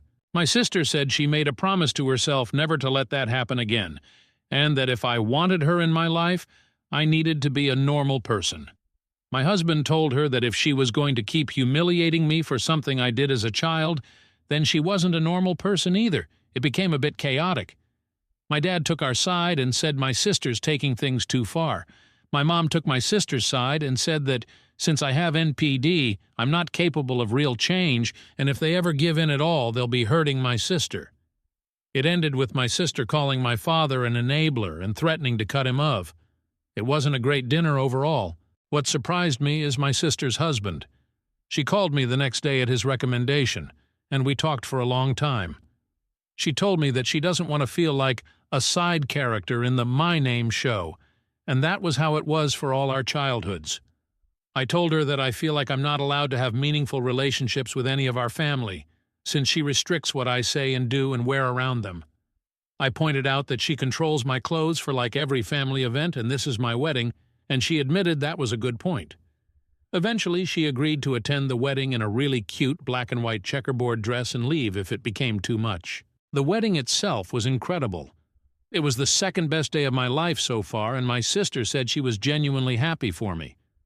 I felt like a princess in a fairy tale the whole day, and my husband was the handsomest prince in the universe. The whole thing was under the stars. It was perfect.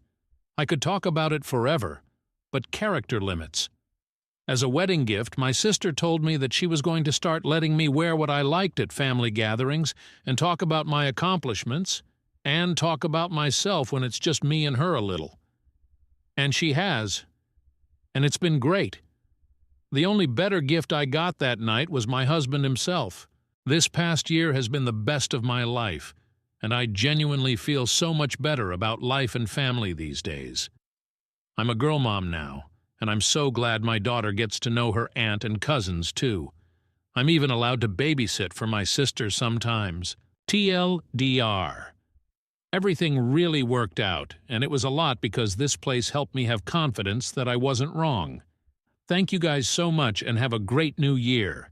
Some of OOP's comments. Commenter. I am glad your wedding turned out lovely and your relationship with your family has improved. Well done. Your hard work being a better sister and daughter has started to pay off. OOP. Thank you so much. Yeah, it's been really incredible. My mom even came to see a musical I was in this year, which is the first time she's done that since I was 16. Commenter.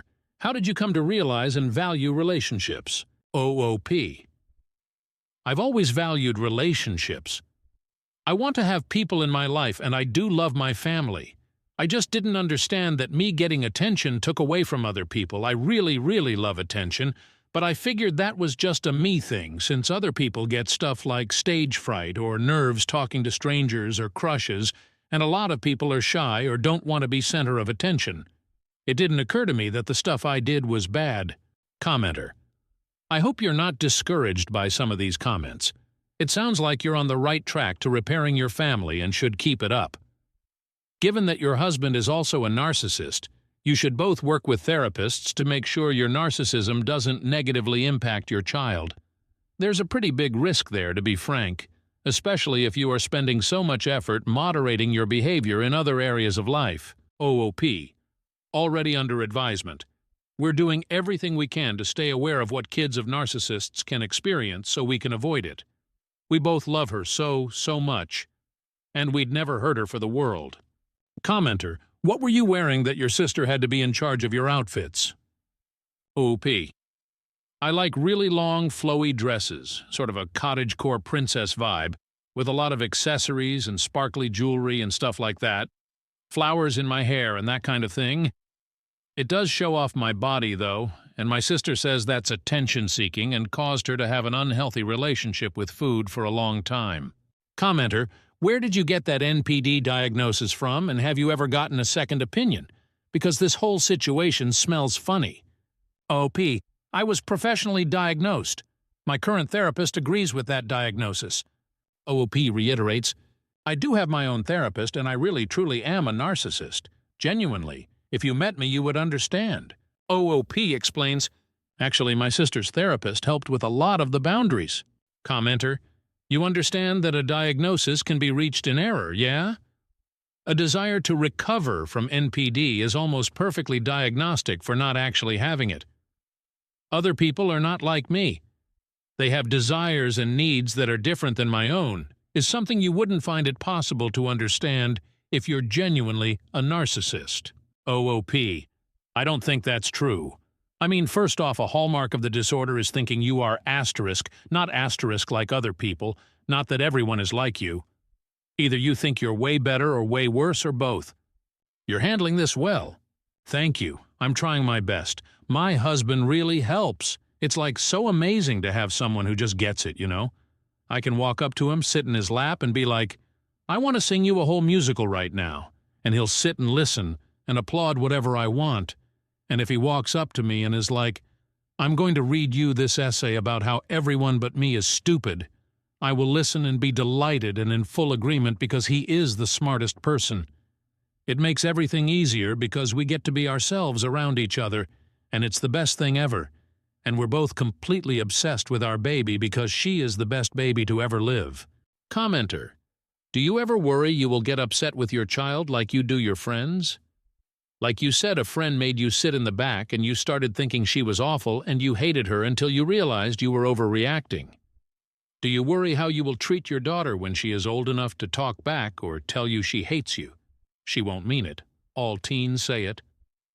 Will you be able to love her when she is her own person and not just a reflection of you? OOP. That's one of my deepest fears, honestly. I've got plans in place for how I'm supposed to react to everything, but realistically things don't go according to plan. I love her so much, and I never want to hurt her.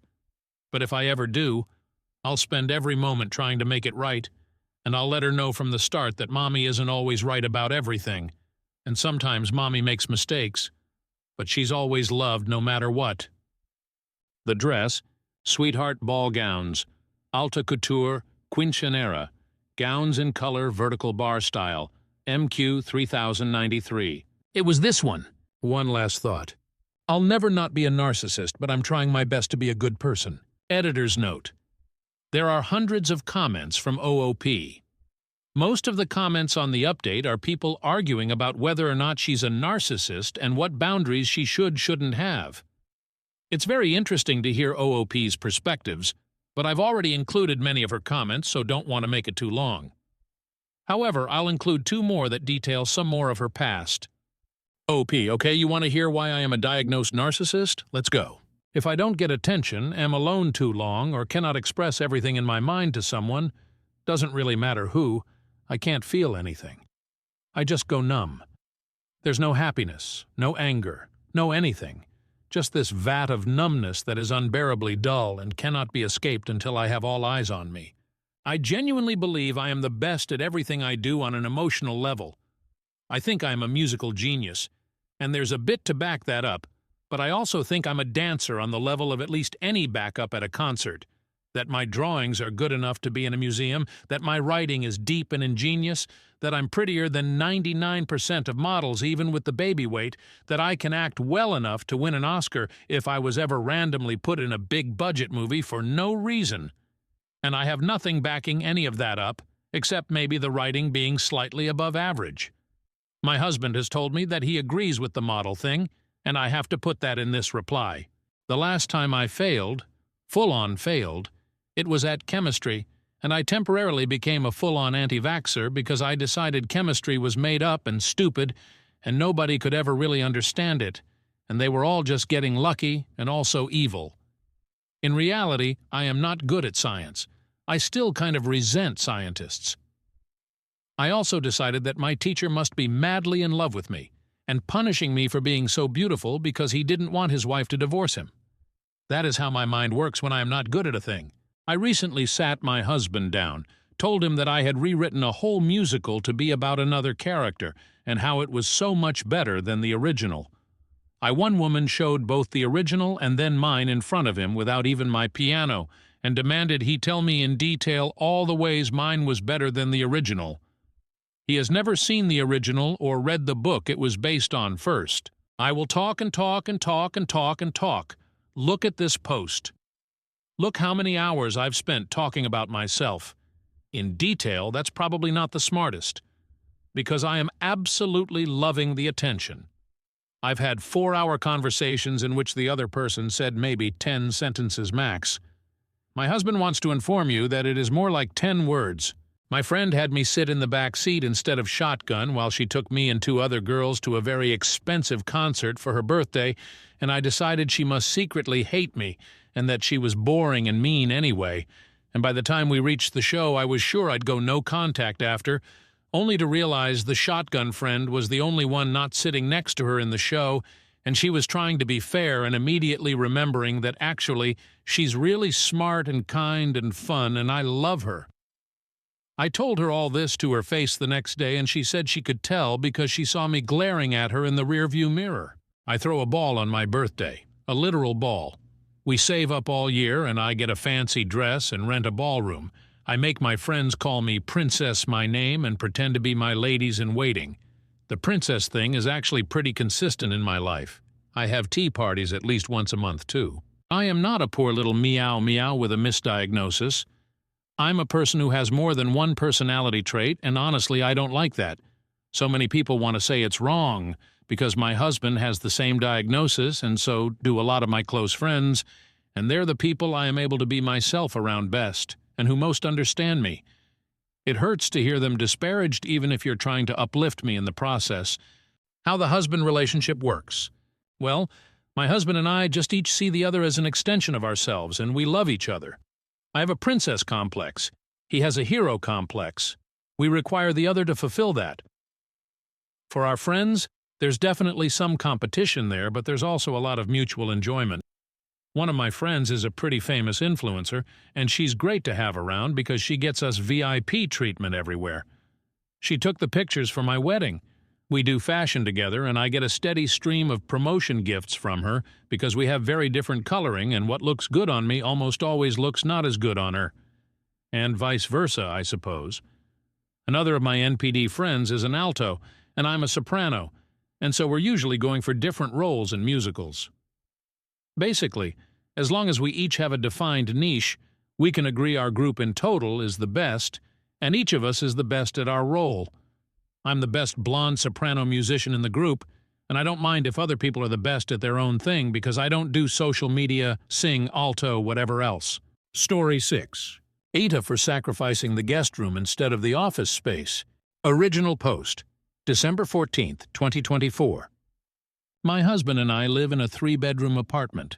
We sleep in the master bedroom, and until earlier this year, the other 2 were a guest room and an office space we both shared. Our first child was born in October, and we decided to turn the guest room into his nursery. We thought about sacrificing the office instead, but decided we needed it more than the guest room. I work on site, but I also do some freelancing from home, and my husband works hybrid. We don't need to do our work from the office, but it's more comfortable and less chaotic, especially now that we have a baby. On the other hand, we rarely have guests over. If we do, the office is big enough to set a mattress, a normal one, not an air mattress, on the floor. My father lives in a different country. He's traveling here for Christmas in about a week, and this will be his first time meeting my son in person. Last time he came, I was pregnant, and we still had the guest room, so he stayed there during his visit. A couple weeks ago, my father called to ask whether he could stay at my apartment again this year. I said sure, but we don't have the guest room anymore, so he'd have to sleep in the office. He asked what I meant, and I told him we'd turned the guest room into the baby's nursery. He then asked why I hadn't gotten rid of the office instead. I explained my and my husband's reasoning. My father got annoyed and said, "Whatever, I'll get a hotel," before hanging up on me. The next day, my father texted me. He said it was selfish and inconsiderate of me and my husband to keep an office we don't actually need over a room to properly house potential guests. He added that he didn't raise me to be such an awful hostess, and it's insane of me to think people would be okay sleeping on a mattress on the floor. My sister is siding with my father, and I'm starting to doubt myself here. AITA? Some of OOP's comments. Commenter. As for Sister Dear, does she live nearby to you? Maybe she's afraid Dad will hit her up. Or does she live far away and was figuring on using your guest room for some free lodging of her own? OP. My sister is younger and still lives with our mother 15 minutes away. She only stayed in my guest room once before and has said she's perfectly fine sleeping in the office if she ever has to. Commenter. Downvoted. If the office can fit a mattress on the floor, why can't you set up the bed on a bed frame while Dad is in town? OP. Fitting a mattress on the floor still requires moving stuff around, which we have to put back in place later. We barely get visitors, so buying a bed frame wouldn't be worth it. How often he visits other info. He visits once a year. He visited an extra time earlier this year for a wedding and stays for a little over a week. We never made any agreement that he could stay with me every time, but I have housed him before. The office isn't unreasonably small, but it's not huge either. It's a regular mattress, not an air one. No idea where people got that from. My husband and I use the office at least 4 times a week. We don't plan on getting rid of it unless we have another child. My father is 60 and has never expressed any interest in moving back to my country, nor would I allow him to move into my apartment if he did. Commenter, downvoted, old people can't get up from the floor. You and your wife could swap beds with him when he stays. Let him have yours and you have the mattress on the floor. Alternatively, get a proper bed as minimum guest furniture plus desk and chair as minimum office furniture. OP, we can't fit a full bed in the office, nor do we need one. We barely have guests that would need it. I'm less than 2 months postpartum. I might be willing to swap beds with a guest in the future, but not now. Commenter, if you are worried about it, and 100% this is for your comfort, can the office fit a pull-out couch/futon/Murphy bed? It's slightly better than a floor mattress, but still gets the job done and isn't a nuisance in spaces that can accommodate it. That's what we did when we didn't have enough space for a dedicated guest room. Again, no pressure, and you aren't obligated to house anyone for any reason. It just made us feel better. OP, we can't budget for a Murphy bed right now, nor would we have space for a pull-out couch. A futon might work, but probably not a large one. I'll do some research on it later. Either way, I don't think we need a guest room. When we had one, it was used at most 4-5 times a year. OOP is voted NTA. Update post, January 5th, 2025, 3 weeks later. Hey everyone. My father flew home on Thursday, so I feel pretty good about writing an update now. First of all, I have read most of your suggestions for rearranging my home to make it more suitable for guests. Murphy beds, futons, sleeper sofas, having a guest room with a desk instead of an office, etc. And while I appreciate your advice, most of them would not work. We don't have the space for a pull-out couch, can't budget for a Murphy bed, and need more than just a single desk as an office. That said, my husband and I are looking into getting a small futon. Secondly, my father did end up staying at a hotel, but not without reluctance. I didn't really express this in my original post, but I feel like my father's annoyance about this had more to do with his expectations of me as a person than of my home. He's always expected me to prioritize others, even when it was uncomfortable or inconvenient for me. I shared a room with my sister for 6 years, so he could have a guest bedroom he barely used. And to be honest, I never actually liked having guests over, especially for long periods of time. My father always loved hosting other people, but I always found it exhausting and uncomfortable. And now that I also have a baby to think about, I can't imagine entertaining a visitor for more than a few hours, let alone days. My father and I did have a fight about this, but I put my foot down and he booked the hotel. When he flew in, he visited us right away to meet my son. Throughout the holidays, things were a little tense between us, but otherwise fine. A few days after Christmas, we had a small discussion. I told my father that my husband and I are doing our research on a futon, but until then, the mattress on the floor is the best we can offer. I added that I was very upset about his initial reaction, and if he ever acts like this again, I won't host him at my place, futon or not. He can either book a hotel room or wait until my sister moves out of our mom's place. On Friday, after letting me know he'd gotten home safely, he apologized to me. I'm not sure how sincere it was, but I won't worry about that right now. My husband and I do plan on having at least one more child, so we might convert the office space into a nursery in the future. There's also the possibility of moving to a bigger place, but either way, a guest bedroom will never be a priority. For now, I'm more than satisfied with our living situation. I'm also glad we were able to deal with this peacefully, and my son's first Christmas was perfect. Thanks, everyone. Happy 2025. Some of OOP's comments. Commenter, on Friday, after letting me know he'd gotten home safely, he apologized to me. I'm not sure how sincere it was, but I won't worry about that right now. Is it odd that with as little info about this man I have on hand, that I even went, oh wow, kind of surprising? OOP, he doesn't usually apologize.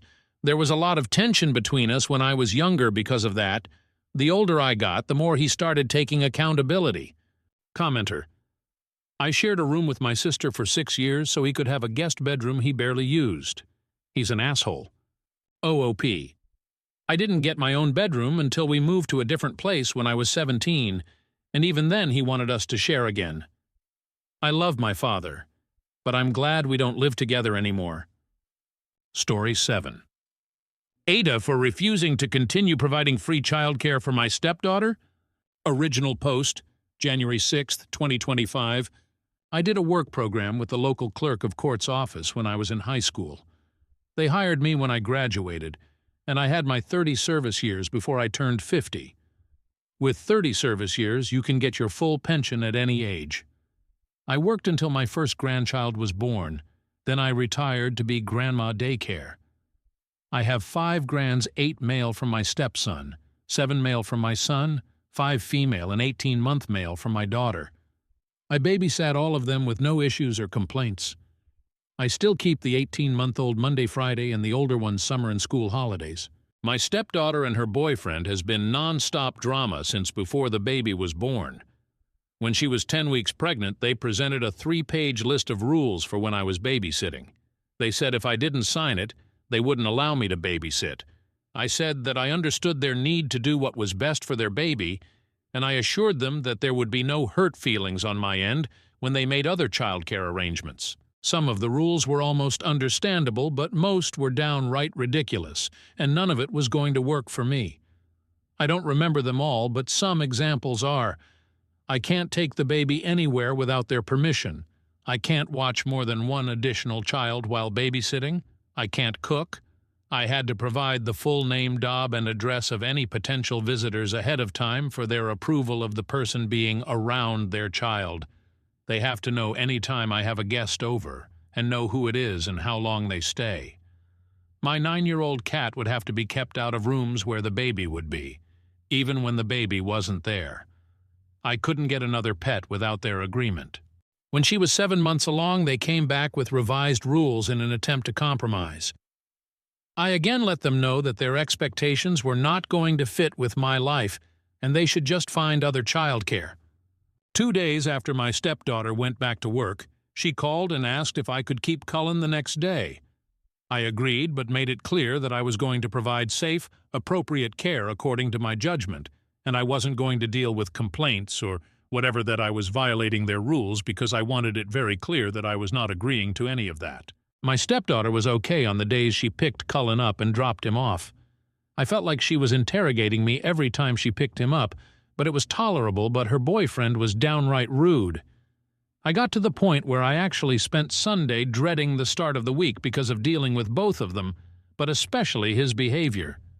At minimum, he'd pick up Cullen, make a big deal of partially undress him, make at least one snide comment about my cat, or if I had any grandchild over besides the 18-month-old, or if I had cooked or whatever. Then he'd say, "I guess we don't have any choice but to put up with this for now. Or I guess you are happy that you won."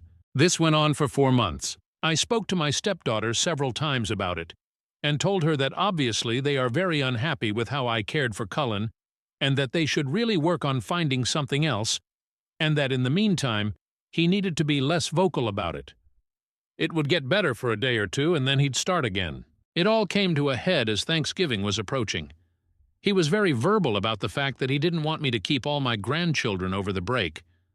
I made it very clear that there would be a couple of days that I had all of them, and that they needed to make other arrangements if they had a problem.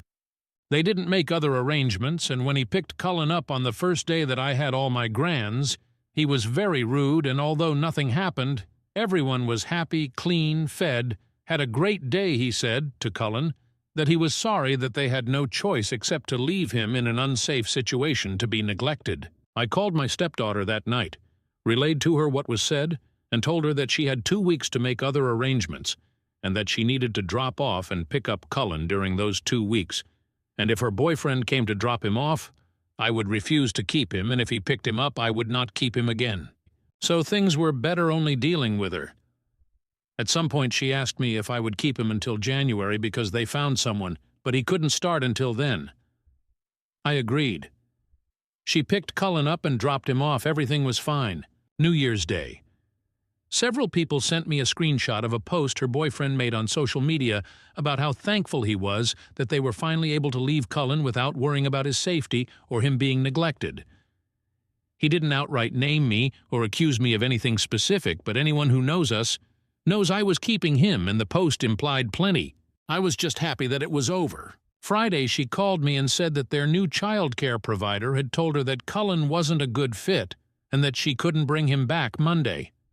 She asked if I would start keeping him again. I told her that I was sorry for their situation, but I really don't feel comfortable keeping him.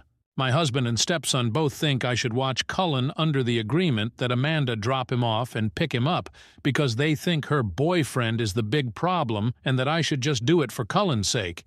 My stepson also commented that I'd probably be more willing to let it go if it had been a conflict with my daughter's husband. My pension is about $4,000 a month plus continuation of my health insurance. That's about 40% of our take-home income if that matters. AITA for refusing to start watching Cullen again? AITA has no consensus bot. OOP was NTA. Relevant. Comment? Commenter 1? NTA? No, you shouldn't put yourself through this for Cullen's sake. Cullen will get cared for regardless. There's no need for you to set yourself on fire because your stepdaughter and her BF can't behave like normal human beings. Your husband and stepson are welcome to offer free childcare and put up with this treatment if it's important to them. But you've done your time. Learn from that experience and don't let yourself be put in the same situation again. Commenter 2. FR. She is an ideal grandma and deserve a lot better than whatever this is. OP. I don't know about ideal, but my mom was my rock and her helping with my kids helped so much financially. My kids had such an amazing relationship with her. I wanted to do that for my children and grandchildren. Does OOP's stepdaughter and the boyfriend earn enough to have a parent stay home with their child? OOP. They make roughly the same salary, so doubt they could afford either to stay home, and I doubt that's what he wants. I don't meddle in their affairs, but they seem to spend a lot of money relative to their salaries. I really don't know what goes on in their house. She and I aren't close, so she wouldn't confide in me if there was a problem. But I don't think he's abusing her. Commenter 3. Looks like your stepson should find a new babysitter then, given you're always showing so much favoritism to your biological children. OOP. His is the oldest. I literally retired to watch his child for free.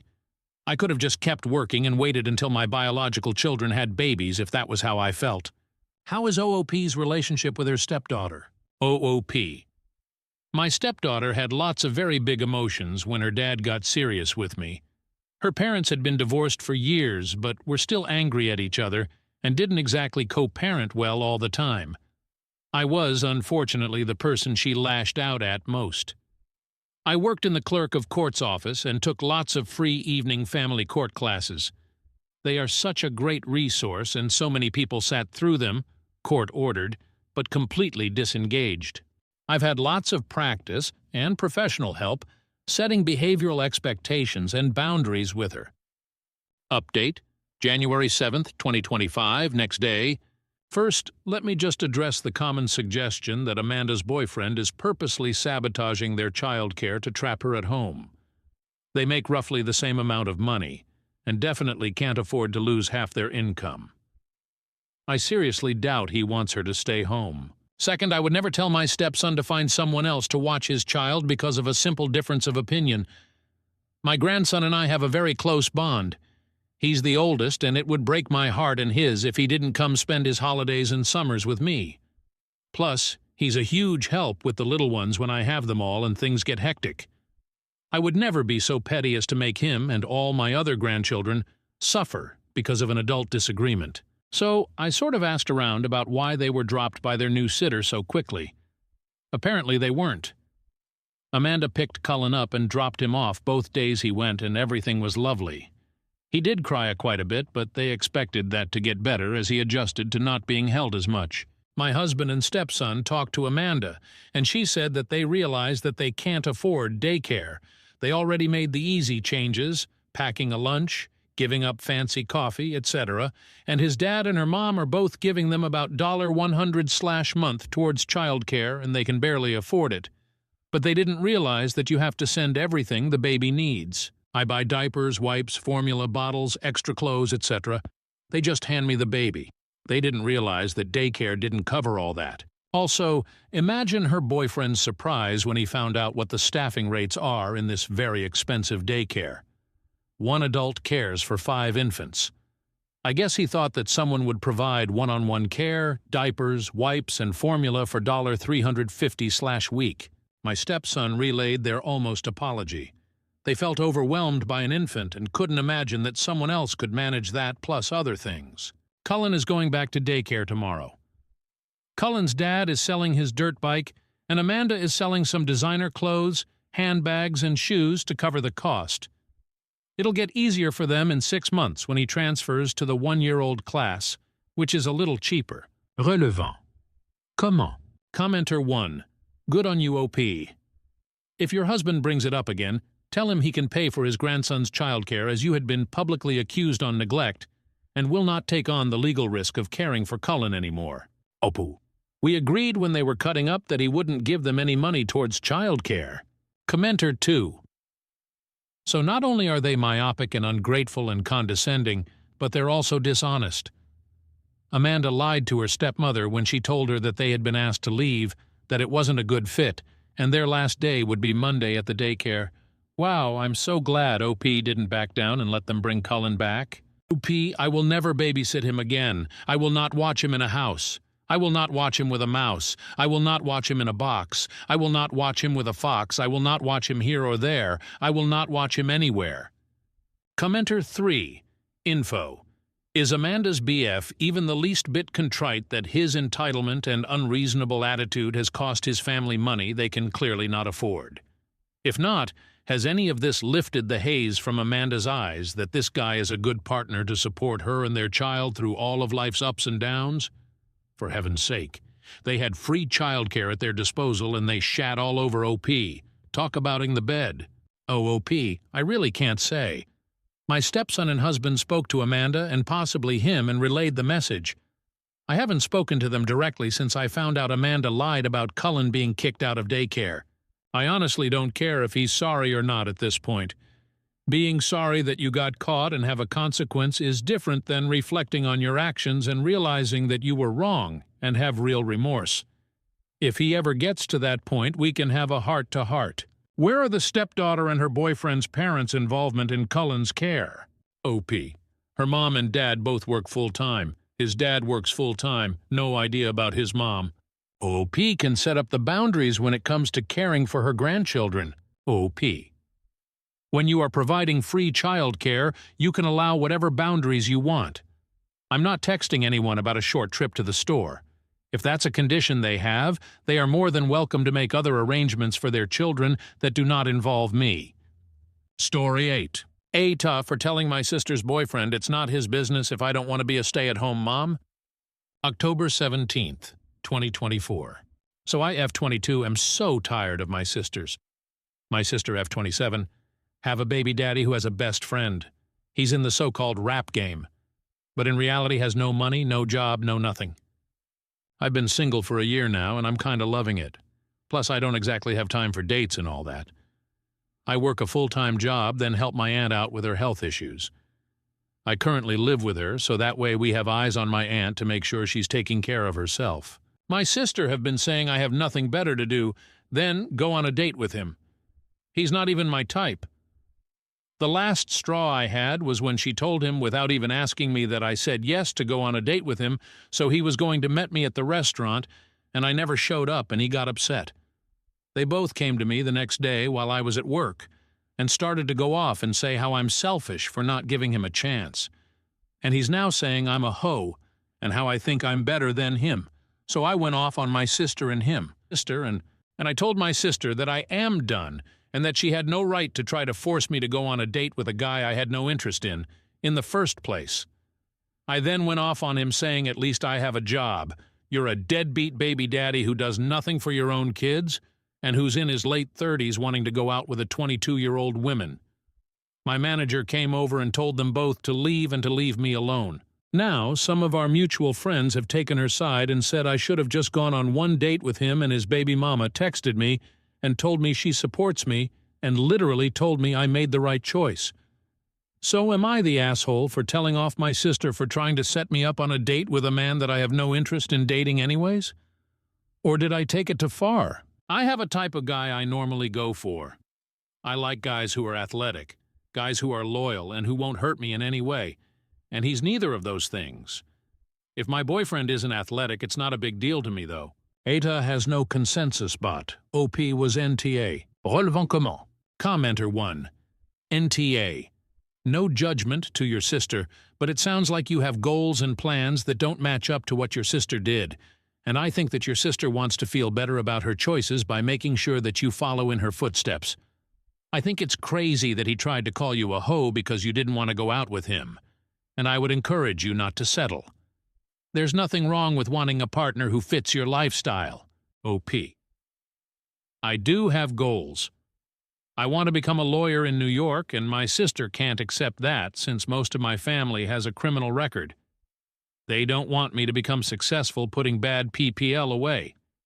I also want to be married and have kids by 35 at the latest. Commenter 2, NTA. Whole thing should have been done the first time you said no. Everything after that was just escalating levels of disrespect. Original post.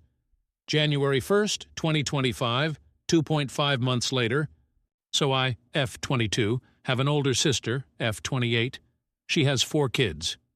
And she loves being a mom and wants to be a stay-at-home mom. And I encourage her to do whatever she wants. She herself understands that I have no desire to be a mom right now, if not ever. I have 2 other older sisters who are like me who doesn't want to be a stay-at-home mother. This is important in the story. Her boyfriend is mad at me, I'm 27, because he asked me when I'm going to settle down and that he can introduce me to his friend, M25, who wants a stay-at-home wife. I told him no, that I don't want to date anyone this year, and he got mad at me for some reason and asked me why, so I told him my ex-boyfriend left me with trust issues. My ex cheated on me for 6 months into a 3-year relationship. He told me we broke up in 2023 and I should start getting back out there, and I told him it's not his business and he dropped it. But 2 days ago he asked me if I wanted to be a stay-at-home wife and mother. And I told him no, that I don't, and I'm not even sure if I want kids, let alone to be married. He got defensive since his mom was a stay-at-home wife and mom. And I told him I don't see anything wrong with being a stay-at-home mom, but that I don't personally want to depend on a man for anything. And he once again got defensive and said not all men are the same. I told him he was correct, but again, not all women want the same thing. He said my sister wants to be a stay-at-home wife and mom, and I told him congratulations on finding that with my sister, but that I once again don't want to be a stay-at-home mom. He got mad because he overheard my conversation about me getting an IUD as well, and told me I'm ruining God's plan to make me a mom one day, and I told him whether I want kids or not is not his business. He got mad at me and told me to get out of his home, so I did. My older sister is asking me to apologize to him and to not get an IUD since if I get pregnant that it's God's plan. And she also told me I should reconsider being a stay-at-home mom wife. I told her not everyone has that dream, and she accused me of not respecting stay-at-home mothers' wives, which is nothing but lies. My 2 other older sisters are on my side and said my sister's boyfriend shouldn't be too concerned with how I live my life, and that if I don't want to depend on anyone for the rest of my life, that's my choice. He also said I'm going to hell for being bisexual, so I screamed that I guess his girlfriend, my sister, is also going to hell 'cause she's bisexual herself, which he already knows about. Now their friends are calling me an asshole, saying that he only cares about what I do with my body since it's God's body, and I should respect it and become a mom soon. So am I the asshole for telling my sister's boyfriend it's not his business if I don't want to be a stay-at-home wife mom? TDL. My sister's boyfriend is upset. I don't want to depend on a man and be a stay-at-home mom, and is also mad I'm thinking about getting a IUD in a few weeks, and that I shouldn't mess with my body since it's God's body, not mine, so I told him to mind his business. Edit to clarify. I did put this in some comments, but 3 out of her 4 kids aren't even his. My sister has a 743 and soon-to-be newborn. Edit 2. I get asked this question a lot, about why I was discussing getting an IUD to my sister's boyfriend. I wasn't discussing it to him. Me and my 3 sisters were all discussing it at his house, but he wasn't there. He walked in when I said I was thinking of getting an IUD, and that's when he butted into the conversation. And as soon as he said, God's body, not my body, me and my 2 other sisters started talking to him about it, and he raised his voice, so I raised mine, and we eventually left. since I don't like conflict at all. AITA has no consensus spot. OP was NTA. Relevant comment? Did OOP ask her sister why she wanted OOP to be with a man? OOP, thank you. I asked her why she wants me to be with him, and she said she wants me to settle down and have kids. I'm only 22 and he's 38, and a deadbeat baby daddy. I personally don't want kids until I'm in my 30s, with a husband. Commenter 1. This guy sounds like a creep. Who is he to dictate what you do with your life, your career, and your body? I hope your sister knows about this and supports you. NTA. OP. My sister, who is with him, wholeheartedly supports him, and that I should be a stay-at-home. She wants me to apologize to keep the damn peace, but I told her I'm done keeping the peace. He also supports the abortion ban, which is his opinion. Me, on the other hand, is pro-choice. He wants a national abortion ban even for rape and incest, which makes me nervous to be in a room with him. She also supports this. OOP clarifies on the relationship of her sister's children and the current boyfriend. OP, 3 out of 4 kids aren't even his. One of her baby daddies was, and still is, never in the picture, and the other one is an amazing father. The editor's note, sister and current BF got together last year. And he's been giving me the creeps since then. We even tried to talk some sense into my sister about him. But she doesn't see it, so we just let her do her own thing. She has 3 baby daddies, 4 kids. None of them are dead. One of her baby daddies isn't and never was in the picture, and that's her oldest and her second youngest kid's dad. Her middle child's father is and will forever be in the picture. I'm very close to my middle nephew's dad. He is like a big brother to me. Me and my sister's boyfriend were, and never will be close, especially after what happened. Is there a reason why the BF is targeting OOP to do this? OOP. My sisters think it's because I'm the youngest out of all 4 of us.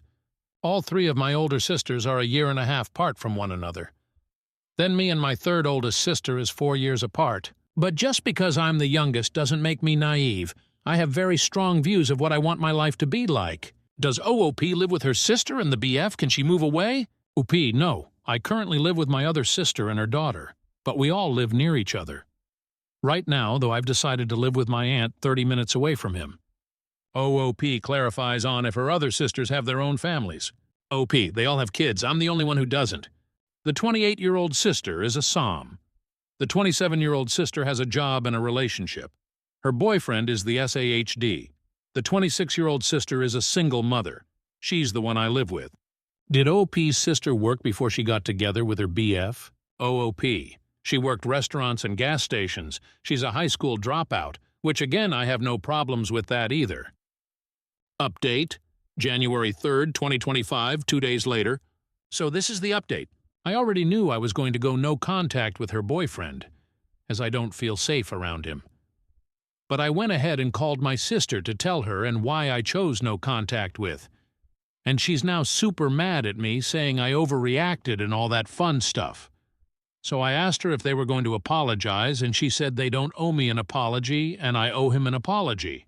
He overheard us on the phone and once again got into the conversation, and I told him I have nothing to say to him. He told me he wanted to know an answer to 2 of his questions. Why I don't want to be a STHM. Told him it's none of this business and to stay in his lane. Why I don't want to marry his friend. Told him that he isn't my type and never will be, and to not talk to me again. He told me if I don't stop overreacting, I won't have anything to do with my nephews and niece, and that NGL got to me. And I told him for my mental health, I'm done talking to him. And my sister said, okay, you made your choice and we will make ours. So now I'm no contact with both of them. Also found out my dad found out yesterday and this morning after I was on phone with them. He went and yelled at Josh and told him to back off, and that his daughter wasn't for sale or anything like that. And they got into a fist fight, and apparently my dad won. I'm not totally sure about that, though, and my dad called me and apologized and asked me personally why I don't want to be a stay-at-home mother, so I told him the reason, which had to do with my dad, stepmom. And he apologized to me, saying that he never meant to do that to her. He was very abusive to her. At one point I saw him choke her and screamed, and he let her go but never apologized for it. So I decided to cut off my sister and her boyfriend, which sucked, 'cause I won't able to see my niece and nephews anymore, but my mental health and physical health is more important to me, TBH. Additional information from OOP regarding her sister and the BF.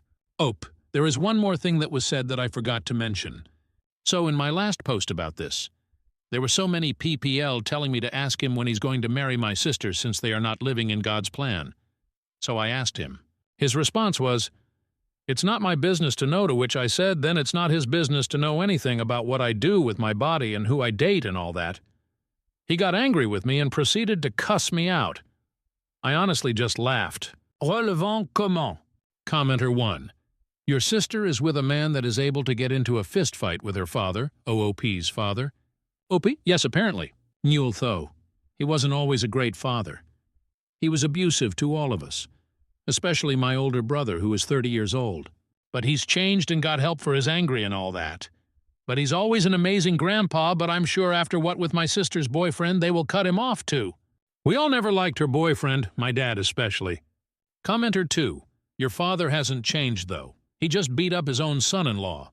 Granted, his son-in-law deserved it, but your sister is in an abusive relationship and is too stupid to see it, most likely due to what she was subjected to by your father when she was growing up. OP. Probably. I just like to see the best of my dad, so that's probably why in my mind I think he's changed.